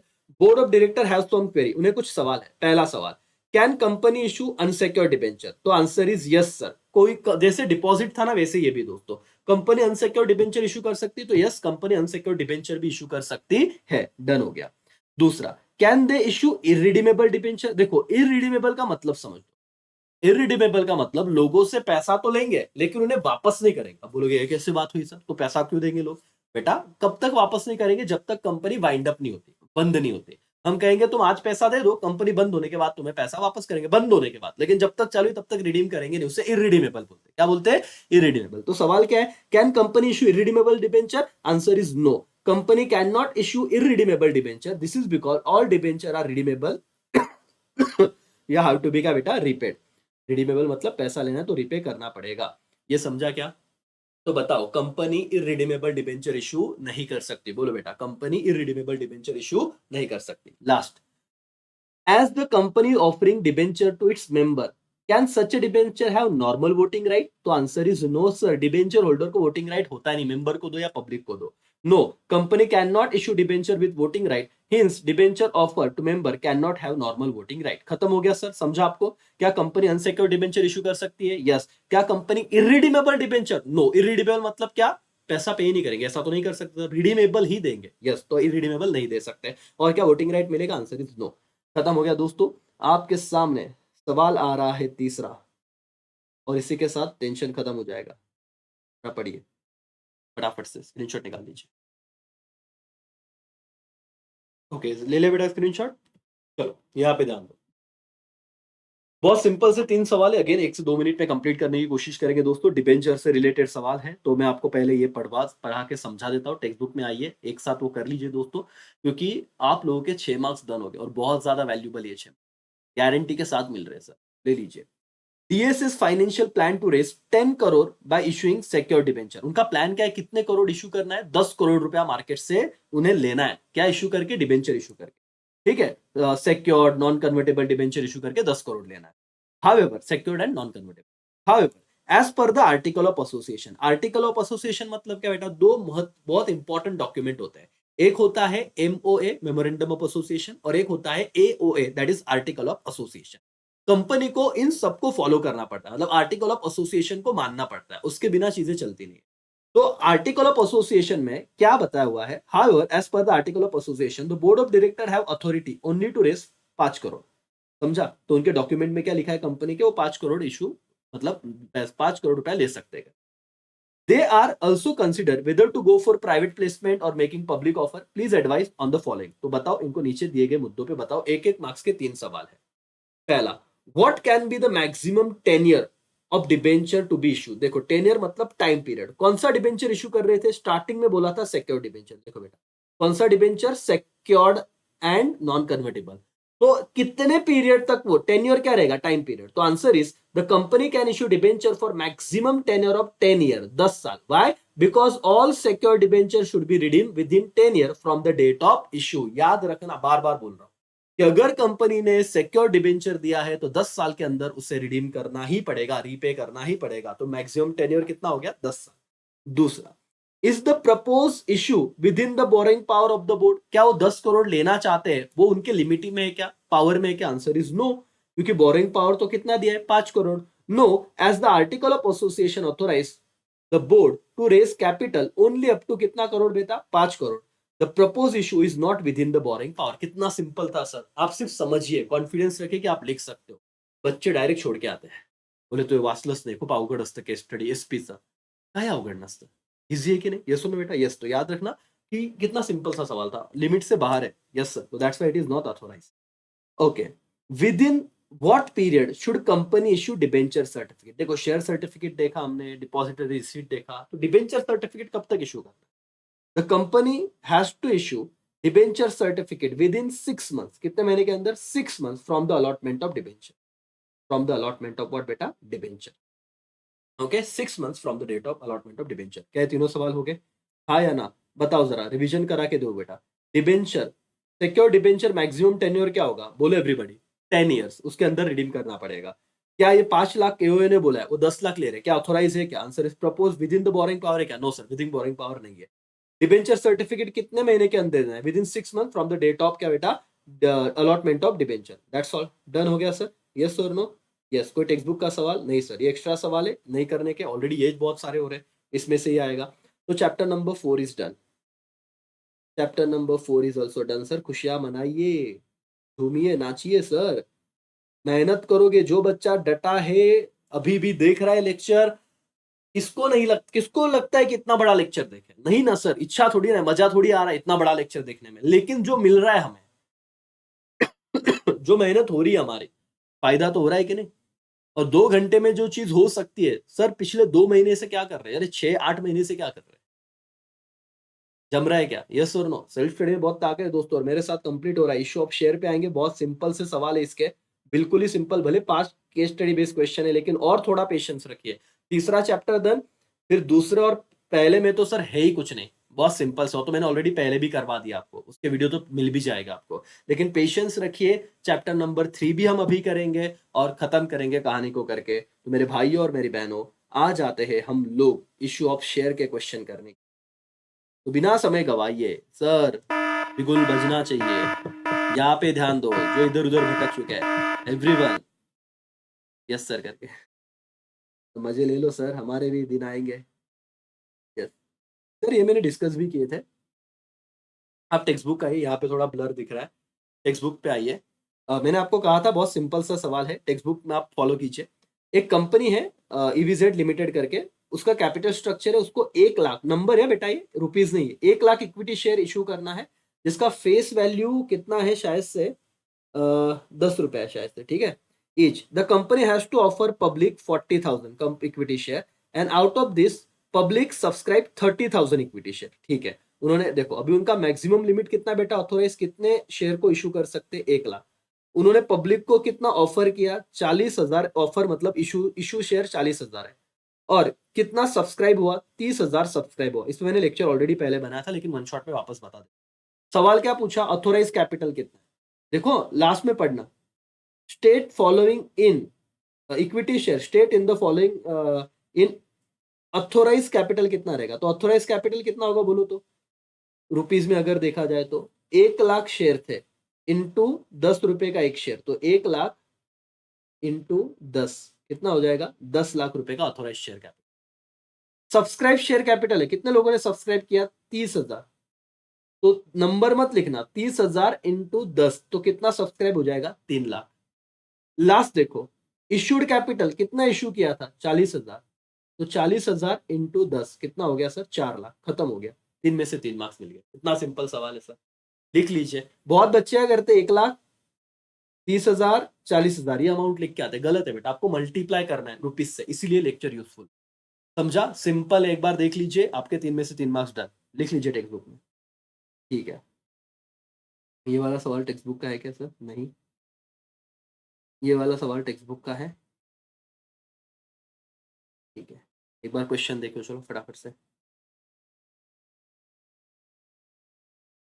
ले लिया बेटा स्क्रीनशॉट? यस और नो? यस करके चलो यहाँ पे ध्यान दो। सर क्वेश्चन क्या है, आप ही पढ़ा दो। अब थोड़े से लेक्चर, मतलब थोड़ा पॉइंट बचा हुआ है सर। एक कंपनी है ट्री लिमिटेड, ठीक है, इज न्यूली इनकॉर्पोरेटेड। पूरा दारोमदार इस केस स्टडी का इस वर्ड पे, न्यूली इनकॉर्पोरेटेड। न्यूली इनकॉर्पोरेटेड मतलब क्या? अभी अभी रजिस्टर हुई। आप टेक्स्ट बुक पे जरूर आइए, अंडरलाइन कीजिए इस वर्ड को, तुरंत लेक्चर पॉज कीजिए, टेक्स्ट बुक निकालिए। दोस्तों अगर सही ढंग से करना है तो आपको ये करना ही पड़ेगा। टेक्स्ट बुक निकालिए और तुरंत अभी के अभी सर वहां पे इस वर्ड को अंडरलाइन कीजिए, newly incorporated. Public company want to raise capital, selling क्या बेटा? equity share to the public. The board of director considering the option for this advise the following. ठीक है, आपको कुछ सवाल के जवाब देना है। 1 मार्क्स का पहला सवाल, What should company offer? IPO की FPO? ऑलरेडी मैंने बताया, IPO मतलब इनिशियल पब्लिक ऑफर, FPO मतलब फर्दर पब्लिक ऑफर। मेरे भाई और मेरी बहनों, न्यूली इनकॉर्पोरेटेड, अभी अभी तो जन्म हुआ है, तो क्या इशू करेगी? IPO, that's all. Free company limited is newly incorporated company, that's why should issue क्या? IPO, initial public offer. खत्म। Can the company offer bonus share or raise its capital? Answer is no, big no. Why sir? क्योंकि bonus share तो किसे दिए जाते हैं? Bonus share are fully paid share issued free of cost to existing equity share holder. और कंपनी तो नई नई बनी है, और नई नई कंपनी बनी तो उसके एग्जिस्टिंग इक्विटी शेयर होल्डर हो गए क्या बेटा? नहीं, अब तो बनेंगे, अभी जो आईपीओ देने के बाद जो आएंगे तो। ठीक है, ये जो कंपनी है, the company can not raise capital offering bonus share, because वो कंपनी तो नई कंपनी, उसके ऑलरेडी कोई इक्विटी शेयर होल्डर नहीं है। तो लिखोगे क्या? ये कंपनी बोनस शेयर नहीं दे सकती क्योंकि न्यूली इनकॉर्पोरेटेड है, और बोनस शेयर तो एग्जिस्टिंग शेयर होल्डर को दिया जाता है। तीसरा सवाल, can company enter into underwriting agreement? Answer is yes. What is under writing agreement बेटा? देखो, company can enter into underwriting agreement with under writer bye paying them commission. तो company क्या करती है? एक ऑर्गेनाइजेशन को appoint करती है, उन्हें कमीशन देती है, और उनका काम क्या होता है? कंपनी के सेल को सब्सक्राइब करवा के देना, बेच के देना। और वो, क्योंकि सेबी के बहुत सारे रूल्स रहते हैं, तो इतना याद रखो। Can company enter into underwriting agreement? तो बोलना yes, company can enter into underwriting agreement, और अंडर राइटर को कमीशन देंगे। दैट्स ऑल, खत्म हो गया sir. Done, done or done, कोई दिक्कत नहीं सर। चलो, ये वाला एक क्वेश्चन है जो आपको वापस से एक बार पढ़ना है, स्क्रीनशॉट निकालना है फटाफट से। दोस्तों ले लिया स्क्रीनशॉट? पढ़ लिया दोस्तों क्वेश्चन को? चलो यहाँ पे ध्यान दो, क्या सवाल है सर। सिल्वर लिमिटेड, ये जो कंपनी है, वो recently come out with the public offer through FPO. FPO मतलब क्या बेटा? फर्दर पब्लिक ऑफर, मतलब वो ऑलरेडी रजिस्टर्ड कंपनी है, उसने एफपीओ इशू किया। ठीक है, there issue was over subscribe. ये शब्द जिन्हें नहीं समझता है, तो ओवर सब्सक्राइब मतलब इन्होंने 100 शेयर अगर इशू किए तो सामने वालों ने 200 शेयर के लिए अप्लाई कर दिया, तो इसको ओवर सब्सक्रिप्शन बोलते हैं। ठीक है, the board of director now want to start the allotment process. और बोर्ड को भी अलॉट करना है अब, लेकिन प्रॉब्लम ये हो गया कि उनको 100 शेयर देने थे, एप्लीकेशन आ गया 200 शेयर के लिए, ओवर सब्सक्राइब हो गया। तो एडवाइस करना है, बोले क्या एडवाइस करना है? पहला, should company set allotment committee? तो आंसर इज यस, क्योंकि दिक्कत हो गई सर, ओवर सब्सक्राइब हो गया share. Yes, the company should set up allotment committee. The allotment committee decide करेंगी, will decide the basis of allotment and submit the report to the board. Simple सी बात थी सर। ओवर सब्सक्राइब हुआ है share, allotment committee appoint करना पड़ेगा, क्योंकि allotment कैसे करना है वो तो वही डिसाइड करेंगे, और रिपोर्ट बोर्ड को सबमिट करेंगे। डन, 1 मार्क्स हो गया sir. Done, done, done, 1 marks done. How should the company is informed applicant to whom the company allotting share? तो दोस्तों, उन लोगों ने अप्लाई किया, 100 को ही देना है, तो मुझे बताओ, मतलब एक अजम्पशन के हिसाब से बोल रहा हूँ, जैसे तो एक बंदा भी सारे शेयर ना कि अप्लाई कर सकता है, लेकिन आपको समझे इसलिए। तो जिनके शेयर अलॉट हो चुके हैं उनको कैसे समझेगा? सिंपल सी बात है, उनको हम लोग भेज देंगे सर अलॉटमेंट का जो भी लेटर है। The company should inform the applicant to whom it's allotting share by issuing letter of allotment. Underline करना बेटा, कैसे इन्फॉर्म करेगी? तो लेटर ऑफ अलॉटमेंट भेज, लेटर ऑफ अलॉटमेंट। ठीक है सर, दोनों सवाल के आंसर हो गए। हाँ बेटा, समझा क्या सिंपल था कि अलॉटमेंट हुआ है कैसे बताएंगे? लेटर ऑफ अलॉटमेंट इशू करके। फिर with in what period should company issue share certificate? अब देखो शेयर थे तो शेयर सर्टिफिकेट, देखो डिबेंचर सर्टिफिकेट हमने 6 महीना देखा। शेयर सर्टिफिकेट का क्या सीन है, लिखते जाओ साइड में, नोट करते जाओ तो आपका ऑब्जेक्टिव डन हो जाए। The company should issue share certificate within 2 months from the date of allotment of share, underline करना, within 2 months from the date of allotment of share. Done हो गया दोस्तों, यस और no? Last question चौथा, फिर पांचवा done कर लेंगे, ये क्वेश्चन एक्स्ट्रा एक्स्ट्रा मिल रहा है तो ज्यादा ही हो रहा है। ठीक है, पढ़ो चलो फटाफट से। चलो ये क्वेश्चन समझा ना राजा? वापस अलॉटमेंट कमेटी कमेटी बनानी पड़ेगी, अलॉटमेंट लेटर देके हम इन्फॉर्म करेंगे और कितने महीने, 2 महीने के अंदर शेयर सर्टिफिकेट देना है करके, with in how many months, 2 months करके। ठीक है, ये वाला एक सवाल है, वापस से एक बार पढ़ लीजिए, स्क्रीनशॉट निकाल लीजिए, इंपॉर्टेंट है। ओके दोस्तों, ले लिया स्क्रीनशॉट, पढ़ लिया आपने क्वेश्चन? सर इतने जल्दी कौन पढ़ता है, स्क्रीनशॉट तो भी लेके रखो। सर सवाल क्या है जरा ध्यान से समझिएगा। एक कंपनी है रेड ट्यूब लिमिटेड करके, उसने क्या किया है, उसके जो शेयर होल्डर है उनसे डिमांड किया है कि वो बैलेंस अमाउंट पेड कर दे, जो अनपेड है करके। कितना? 20 रुपया। 100 रुपए का शेयर था, 80 रुपया उसने दिया रहेगा, तो 20 रुपया अभी भी क्या था बेटा, अनपेड था। तो अनपेड था तो कंपनी बोल रही है भाई दे दो, हमारा पैसा दे दो करके। चलो, तो अब सवाल ये है कि बताओ कि क्या सिचुएशन रहेगी, क्या हम करेंगे करके। ठीक है, विद इन स्पेसिफाइड टाइम, तो उन्होंने, company has to send letter asking share holder to pay the money to its banker within the specified time. ठीक है, पहला सवाल 1 मार्क्स के लिए आपके सामने आ रहा है। Are the share holder liable to pay 20 for the share held by them? क्या वो 20 रुपए बचे वो देना पड़ेगा, लाइबिलिटी है शेयर होल्डर का? Yes sir. The unpaid amount on partly paid up share is liability of the share holder and thus share holder are liable to pay 20 to the for the share held by them. कितना simple था यार, क्यों learn कर? क्या share holder की liability है जो 20 रुपया नहीं दिया? हाँ सर है, पढ़ लिया, खत्म, लिख देना 1 मार्क्स का। हो रहा है कि नहीं? यस, सारे क्वेश्चन हो रहे हैं सर। दूसरा, name the letter send by company to share holder asking them to pay 20। अब ये नहीं आएगा तुमको अगर पढ़ा नहीं रहेगा तो। कौन सा लेटर भेजे, कौन सा लेटर कंपनी भेजती है वो 20 रुपया मांगने के लिए? तो आंसर इज कॉल लेटर। कौन सा बेटा? कॉल लेटर और नोटिस। ठीक है, खत्म हो गया। कौन सा लेटर भेजेगी? Call letter. तीसरा सवाल, व्हाट हैपन अगर शेयर होल्डर ने पैसा नहीं दिया? What happen if share holder fail to pay the money within specified time? अगर स्पेसिफाइड टाइम में पैसा नहीं दिया तो क्या किया जाएगा? Sir simple, forfeiture. अगर पैसा नहीं दिया तो जब्त कर लेंगे share. The share holder fail to pay money within specified time, then company can forfeit the share. क्या कर लेंगे बेटा? शेयर को फोरफिट कर लिया जाएगा। फोरफिट मतलब जब्त कर लिया जाएगा। तीनों को तीनों बातें समझे आपको? यस और no? Yes sir. Share holder की लाइबिलिटी, अनपेड अमाउंट देना, कौन सा लेटर भेजेंगे? कॉल लेटर भेजेंगे, और नहीं किया तो क्या हो जाएगा? जब्त हो जाएगा। सिंपल सी बात है दोस्तों। लास्ट क्वेश्चन, और इसी के साथ ये चैप्टर भी डन हो जाएगा। फटाफट से देख लो। ओके चलो दोस्तों, यहाँ पे ध्यान दीजिए, पे अटेंशन। पढ़ लिया आपने क्वेश्चन? दोस्तों, क्या सवाल है जरा ध्यान से पढ़िएगा। बहुत ही सिंपल सा सवाल है, दो में से मतलब ये अगर आप पढ़ के जाओ ना यार तो आपके मार्क्स तो फिक्स है। एक्स 100 शेयर ओन कर रहा था और वाई 500 शेयर ओन कर रहा था रेड ट्यूब कंपनी के। ओन मतलब उनके पास इतने इतने शेयर थे, एक्स के पास 100 और वाई के पास 500। The company has us or share holder to paid balance unpaid amount 20 रुपया, और सबके 20-20 रुपए बाकी थे, तो उनको बोला कि दे दो। तो एक्स ने तो फुल अमाउंट पे कर दिया जो कंपनी ने दिया, लेकिन भाई ने पूरा अमाउंट पे नहीं किया क्योंकि उसकी फाइनेंशियल कंडीशन अच्छा नहीं था, जैसे आप देख रहे हो। एकदम सिंपल है सर। तो सवाल क्या पूछा गया? Can company forfeit the share of Y? Yes, क्योंकि वाई का फाइनेंशियल कंडीशन अच्छा नहीं था, उसने पैसा नहीं दिया, अनेबल टू पे, तो यस, कंपनी वाई के शेयर फोरफिट कर सकती है। 1 मार्क्स मिल गया। Can company forfeit the share of X? Answer is no. Company X के शेयर फोरफिट नहीं कर सकती। क्यों? क्योंकि उसने फुल्ली पेड कर दिया। देखो, एक्स पे फुल अमाउंट ऑफ मनी जो कंपनी ने डिमांड किया था। Can x transfer is share? तो आंसर इज यस, उसको अधिकार है इंस्ट्रूमेंट ऑफ ट्रांसफर, ये वाला डॉक्यूमेंट फिल करके, अगर वो फिजिकल फॉर्म में शेयर रखता है तो वो ट्रांसफर कर सकता है अपने शेयर, और अगर डीमैट फॉर्म में तो ऑटोमेटिकली वो ट्रांसफर होगा। अगर वो डिलीवरी अगेंस्ट द पेमेंट, मतलब जो रिक्वायर कंडीशन वो सेटिस्फाई करता है, तो डेफिनेटली ट्रांसफर कर सकता है यस करके। ठीक है, हो गया दोस्तों। और इसी के साथ आप लोगों के ये जो एक्स्ट्रा क्वेश्चन है, ये वापस से कुछ ऐसे करने की जरूरत तो है नहीं मेरे हिसाब से। ठीक है, तो यस, मतलब ये तो डन हो ही गए थे। ठीक है सर। चलो, अब मुझे बताओ, इसमें आप लोगों को चैप्टर नंबर 3 भी डन हो गया, तो यहाँ पे आओ सर, खुशी मनाते, रिवॉर्ड दो खुद को, है ना? आज सर एक आइसक्रीम खा के आना, नहीं तो आपको जो पसंद है थोड़ा पार्टी कर लेना सर, क्योंकि आप केस स्टडी बेस्ड क्वेश्चन को ऑफिशियली डन कर रहे हो। डन हो गया सर। तीसरा चैप्टर भी डन हो गया, राइट ना? यस। अभी क्या बचा है सर? दूसरा। 3 क्वेश्चन रहेंगे बस। थोड़ा पेशेंस रखो मालिक, थोड़ा पेशेंस रखो, चीज़ें बहुत सही ढंग से हो जाएगी। कुछ अपने टॉपर है,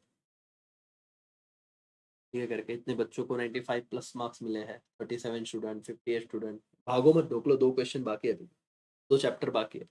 इधर हो सर, ये रहा मैं। चलो, सर जाएँगे हम लोग चैप्टर नंबर 2 पे, that is corporate finance. Simple से केस स्टडी बेस्ड क्वेश्चन है सर। बिल्कुल डरो मत दोस्तों, इधर तक आ गए हो, और थोड़ा पेशेंस मालिक, और थोड़ा पेशेंस। चलो, सोर्स ऑफ कैपिटल फाइनेंस, थोड़ा ये वाला क्वेश्चन। चलो दोस्तों, ले लिया स्क्रीनशॉट। बहुत ही सिंपल सा क्वेश्चन है दोस्तों, आप लोग बस ध्यान दीजिए, अगले कुछ मिनटों में खत्म हो जाएगा अपना ये चैप्टर। ये बैलेंस शीट है Donald company for their 18-19। Equity share 25 lakh है, रिटेन अर्निंग 50 लाख है। क्या सवाल है, क्या कंपनी फाइनेंशियली साउंड है? Answer is yes. इतना पैसा है तो फाइनेंशियली साउंड रहेगी सर। ठीक है करके। दूसरा, can retain earning converted into capital? Yes. कैसे कन्वर्ट होगी सर? हम लोग इस रिटेन अर्निंग को किसके द्वारा इशू करके कन्वर्ट करेंगे? Capital by issuing bonus share. तो आप ये वाला वर्ड लिखना सर, यस, कि हम लोग रिटेन अर्निंग को परमानेंट शेयर कैपिटल में ट्रांसफर करेंगे, कन्वर्ट करेंगे बाय इशूइंग बोनस शेयर। इतना लिखना था आपको। तीसरा, what type of source is retain earning? अब ये चैप्टर नंबर 2 है ही क्या सर? इसमें यही बताया कि इंटरनल एक्सटर्नल सोर्स। तो बताइए रिटेन अर्निंग कौन सा सोर्स है बेटा? इंटरनल सोर्स ऑफ कैपिटल है। ठीक है, बस इतने 3 सवाल के जवाब देने थे, आपको मिल गए 3 मार्क्स। ठीक है, चलो, पहला फाइनेंशियली साउंड है, यस, कन्वर्ट कर सकते हैं, हाँ, कैसे? आप बोनस शेयर इशू करके। और कौन सा ये रिटेन अर्निंग कौन सा सोर्स है? तो इंटरनल सोर्स ऑफ फाइनेंस है। डन हो गया सर। चलो, दूसरा सवाल फटाफट से स्क्रीनशॉट कीजिए। चलो दोस्तों, ले लिया स्क्रीनशॉट फटाफट से। बहुत ही सिंपल सा सवाल है, विद इन 2 मिनट्स हम लोग इसे भी डन कर देंगे। पूरा मोटिवेशन रखिए सर। सतीश एक इन्वेस्टर है, मतलब वो चाहता है कि वो ना अपना पैसा शेयर मार्केट में इन्वेस्ट करे, और उसे बहुत ज्यादा, मतलब कंपनी के प्रोडक्ट में एंड अर्न हैंडसमली, उसे बहुत ज्यादा अच्छा खासा प्रॉफिट, हैंडसमली बहुत तगड़ा प्रॉफिट कमाना है सर। सवाल है, according to which type of share Satish will choose to invest? बेटा इसका आंसर बहुत मैटर करेगा आपका। अगर उसे बहुत अच्छा खासा कमाई करना है सर, तो वो इक्विटी शेयर में इन्वेस्ट करे करके, और अगर आपने इक्विटी दिया तो उस पर डिपेंड करता है आपके आगे के आंसर। ध्यान दो, Mr. Satish will choose to invest in equity share because profitability and prosperity of the company enhance the reputation of company in the share market, और वो उसके जो शेयर का वैल्यू है वो अप्रिशिएट होगा। ठीक है, मार्केट वैल्यू शेयर का। So investing in equity share will enable him to earn handsomely. इतना मत लिखो सर, आप बोलना कि he will invest in equity share because it will enable him to earn handsomely. इतना हो गया तो भी चलेगा। तो कौन सा शेयर? Equity share. दूसरा, what does he receive as the return on investment? ये सवाल बच्चों को समझता ही नहीं। सर अगर उसने इक्विटी शेयर में इन्वेस्ट किया तो उसे रिटर्न में क्या मिलेगा? तो आंसर इज डिविडेंड। क्या मिलेगा बेटा? डिविडेंड। रिटर्न में क्या मिलेगा? डिविडेंड। लेकिन इक्विटी पे फ्लक्चुएटिंग डिविडेंड है। फ्लक्चुएटिंग का मतलब कम ज्यादा, प्रॉफिट हुआ तो मिलेगा, नहीं हुआ तो नहीं मिलेगा। लेकिन दोस्तों, प्रेफरेंस शेयर पे डिविडेंड कैसा मिलता है? फिक्स मिलता है करके, अगर प्रॉफिट हुआ तो। ठीक है, यस, ध्यान दो। State any one right, equity share holder का राइट बताओ। तो इक्विटी शेयर क्या कर सकते हैं sir? Right to inspect book, right to transfer share, right to share in profit, right to vote. तो ये सिंपल से, आपको एक ही बोला, आपने 3-4 लिख दिया। Right to vote, right to inspection, right to transfer share, ये सारे अधिकार है। खत्म हो गया सर। तो इसका आंसर इक्विटी लिखना। इक्विटी को डिविडेंड मिलता है रिटर्न में, वो फ्लक्चुएटिंग होता है, सो ऑन। दोस्तों आपके सामने तीसरा और आखिरी सवाल ये रहा, पढ़िएगा। ये रहा स्क्रीन। ओके दोस्तों, चलो पढ़ लिया आपने, स्क्रीनशॉट ले लिया। दोस्तों फटाफट से खत्म करेंगे, 2 घंटे के अंदर अपना हो ही जाएगा लेक्चर, क्योंकि ये सिंपल सा सवाल है दोस्तों, ऑलरेडी मैंने पढ़ा भी दिया था। रोहित इंडिविजुअल इन्वेस्टर है, वो अपना फंड सिक्योरिटीज में इन्वेस्ट करना चाहता है। डिपेंड्स ऑन इन्वेस्टमेंट इनकम, वो पूरा का पूरा डिपेंड है, अपना पूरा घर चलता है इन्वेस्टमेंट इनकम पे उसका, and does not want to take any risk. तो बताइए, he is interested in definite, definite मतलब fix, fix rate of income उसको चाहिए, सेफ्टी चाहिए, इस प्रिंसिपल पे उसे काम करना है। तो देखो ये कुछ वर्ड आए ना, उसको सर्टेनिटी चाहिए, रिस्क नहीं लेना है, तो कहां पे इन्वेस्ट करेगा? तो आपके जवाब एकदम सिंपल रहेंगे। Name the type of security that mister Rohit will opt for. तो आंसर रहेगा क्या बेटा? Preference share. कहां पे इन्वेस्ट कर देगा वो? Yes, he will invest in the preference share. Why? Because he don't want to take any risk. Safety चाहिए उसे, safety of capital and steady return चाहिए, तो इन्वेस्टमेंट कहां पे करेगा? प्रेफरेंस शेयर में करेगा करके। मैं बोला ठीक है भाई। चलो आगे जाते हैं। What does he receive as a return on investment? तो मैंने कहा था, अगर इक्विटी या प्रेफरेंस कोई भी शेयर में इन्वेस्ट करता है तो रिटर्न क्या मिलेगा? डिविडेंड। लेकिन प्रेफरेंस शेयर में वो क्या हो जाएगा? Fix. He will receive fix rate of dividend as a return of investment. ठीक है सर। तीसरा सवाल, the return on investment which he receive fix और फ्लक्चुएटिंग। अभी अभी मैंने बता दिया, क्योंकि आपने यहाँ पे कहा कि वो प्रेफरेंस शेयर में इन्वेस्ट करेगा, और प्रेफरेंस शेयर पे जो रिटर्न मिलता है वो कैसे मिलता है? फिक्स मिलता है, फ्लक्चुएटिंग नहीं होता। फ्लक्चुएटिंग किस पे होता है बेटा? इक्विटी पे। हो गए तुम्हारे 3 में से 3 मार्क्स। डन, ये रहा तुम्हारा answer. Fix and steady. Done हो गया सर। आइए दोस्तों, खुशी मनाइए, खुशी का ठिकाना नहीं है सर, थोड़ा पेशेंस। हम लोग जो एंड तक टिके हुए हैं दोस्तों, सेकेंड चैप्टर डन, 3 हमने केस स्टडी बेस्ड क्वेश्चन कर दिए। शुरुआत करना जरूरी, पहला कदम उठाना जरूरी है सर। पहुंच गए मंजिल तक, सोचते रहते करना है होना है तो नहीं होता। मेरे को भी तो दर्द हो रहा ना, मैं भी इतना चिल्ला रहा हूं, आप तो सुन रहे हो। देखो, अगर कोई पढ़ रहा है बार बार चिल्ला चिल्ला के 2 घंटे से बात कर रहा है आपके साथ, समझ में आ रहा है दोस्तों। लास्ट 2 क्वेश्चन और ऑफिशियली मेरा ये काम आपके लिए खत्म हो जाएगा और आप भी कॉन्फिडेंस के साथ जी पाओगे फिर। हाँ सर, हमने तो कर लिया है करके, पढ़ लिया है करके। ठीक है, चलो टेक्स्ट बुक का सवाल सर, टेक्स्ट बुक भी आप अपने साथ में रखिएगा। यस, ये वाला सवाल आप पढ़िएगा। फिक्स कैपिटल, वर्किंग कैपिटल, दोनों सवाल बैक टू बैक है, रीड कीजिए। ले लिया दोस्तों स्क्रीनशॉट? ये क्वेश्चन ऑलरेडी मैं आपको पढ़ा चुका था, मतलब जो मैंने बेसिक लेक्चर शुरू किए थे एसपी के। ठीक है, तो आप मुझे बताइए, पहला fix capital versus working capital है, बेसिक बता दो। अगर फिक्स कैपिटल मतलब दोस्तों जो ह्यूज इन्वेस्टमेंट लगता है, ठीक है, बहुत बड़े बड़े ऑर्गेनाइजेशन में मशीनरी लगते हैं, मशीनरी खरीदने के लिए जो पैसा लगता है, it is fix capital. Working capital जो डे टू डे एक्सपेंडिचर है, सैलरी देना, रेंट देना, वगैरह वगैरह वगैरह। अब यहाँ पे देखो, the management of Maharashtra state road transport, तो क्या लगेगा सर? यहाँ पे गाड़ियां लगेंगी बड़ी बड़ी। ठीक है, corporation want to determine the size of working capital. Being a public utility service provider, will it need less working capital or more? चलो बताओ तो, पब्लिक यूटिलिटी सर्विस प्रोवाइडर है, उसे वर्किंग कैपिटल ज्यादा की कम? बेटा सिंपल सी बात है, ये लोग रेली गाड़ी चला रहे, रोज इनके पास पैसा आ रहा है, रोज टिकट खरीद रहे लोग, तो जिनके पास रूटीन पैसा आता ना रेगुलर, उनको लेस वर्किंग कैपिटल लगता है। देखो, being a public utility service provider, it will have continuous flow of cash, उसके पास रेगुलर पैसा आता है from its customer, and hints it will need less working capital. ठीक है, being a public utility service provider, will it need more fixed capital? Answer is yes sir, yes लिखो। Why? क्योंकि उसको huge investment करना है, fix asset में गाड़ियां खरीदनी है, hints will need more fix capital. Answer लिखना, मोर फिक्स कैपिटल। एंड लास्ट आपको पूछाएगा एक एग्जांपल दीजिए पब्लिक यूटिलिटी सर्विस। दोस्तों मैंने आपको लर्न करवाया था जब सेपरेट लेक्चर बनाया था, क्या है सर? एमएसईबी, महाराष्ट्र स्टेट क्या electricity board. MSEB, Maharashtra state electricity board, type कीजिए तो। क्या आप लोग जुड़े हो ना? यस और नो? यस सर, डन हो गया। ये सवाल देख लीजिए एक बार। Working capital public utility service को लेस लगेगा, फिक्स कैपिटल ज्यादा लगेगा, और एग्जांपल पब्लिक यूटिलिटी सर्विस का MSEB, Maharashtra state electricity board. दोस्तों लास्ट सवाल है, एक बार देख लीजिए फटाफट से। दोस्तों ले लिया स्क्रीनशॉट? बहुत ही सिंपल सा ये सवाल है दोस्तों, और खत्म हो जाएगा 2 घंटे से पहले। हम लोग डन कर देंगे सारे का सारा हमारा केस स्टडी बेस्ड क्वेश्चन। दोस्तों सीधा क्वेश्चन पे आते बिना समय गवाए। Company is planning to enhance इस प्रोडक्शन कैपेसिटी बढ़ानी है और इवेल्युएट करना है possibility of purchase of new machine जिसका कॉस्ट 2 करोड़ रुपया है, और has alternative machinery available on lease basis. या तो वो खरीदेगी, नहीं तो लीज बेसिस पे लेगी। पहला सवाल आपके सामने आ रहा है, मेन सवाल देखो, what type of asset is machinery. Machinery कौन से टाइप का असेट है बेटा? सिंपल सी बात है, फिक्स टाइप का असेट है, and fix asset are use for longer period of time in the business, this assets are not meant for resale. अभी आपने पूरा ज्ञान बांट दिया। फिक्स असेट मतलब लॉन्गर पीरियड ऑफ टाइम के लिए यूज होता है और उसे रीसेल के लिए नहीं खरीदा जाता करके। दूसरा, what capital capital use for purchase of machinery is fix capital और वर्किंग कैपिटल। सिंपल सी बात है बेटा, मशीन परचेस करने के लिए बड़ा अमाउंट लगेगा, लॉन्ग टर्म के लिए इन्वेस्ट रहेगा, इसलिए उसे कौन सा कैपिटल कहा जाएगा sir? Fix capital refers to capital invested for acquiring which asset? Fix asset. Done हो गया।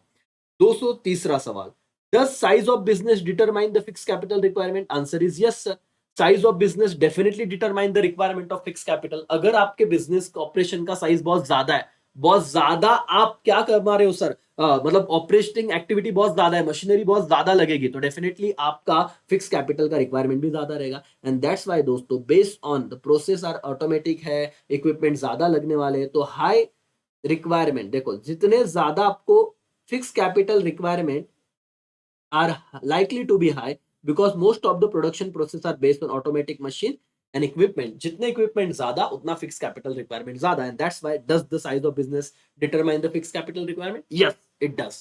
डन हो गया दोस्तों, हो डन। सर और मैडम ध्यान दीजिए, अब आप सुकून से, सर कब से लग रहा था लेक्चर छोड़ दूं यार, बोर हो रहा, बोर मतलब इतना पढ़ रहे दिमाग कभी काम नहीं कर रहा, लेकिन पॉज ले लेके अगर आपने पूरा लेक्चर देख लिया है भाई और बहनों, तो खत्म हो गई आपकी कहानी। यहाँ पे हमने सब कंप्लीट कर दिया है, 10 के 10 चैप्टर, 32 क्वेश्चन, 2 घंटे मालिक। सो प्राउड ऑफ यू, आपके लिए तालियां बजनी चाहिए दोस्तों। अगर आपने पूरा लेक्चर देखा है, आप डिजर्व करते हो अच्छे मार्क्स, और आप लाओगे अगर आप घिसने के लिए रेडी हो तो, आप मेहनत करने के लिए रेडी हो तो दोस्तों भाई और बहनों, यहां पे हमारा ये लेक्चर होता है समाप्त। हमने कर लिए हैं सारे क्वेश्चन डन, सिर्फ दुआ में याद रखना दोस्तों, आप अगर एक किसी के साथ नहीं ज्वाइन हो पाए तो अपने दोस्तों को जो नासिक में जरूर रेफर कीजिए, क्योंकि आपका वर्ड ऑफ माउथ बहुत मैटर करता है।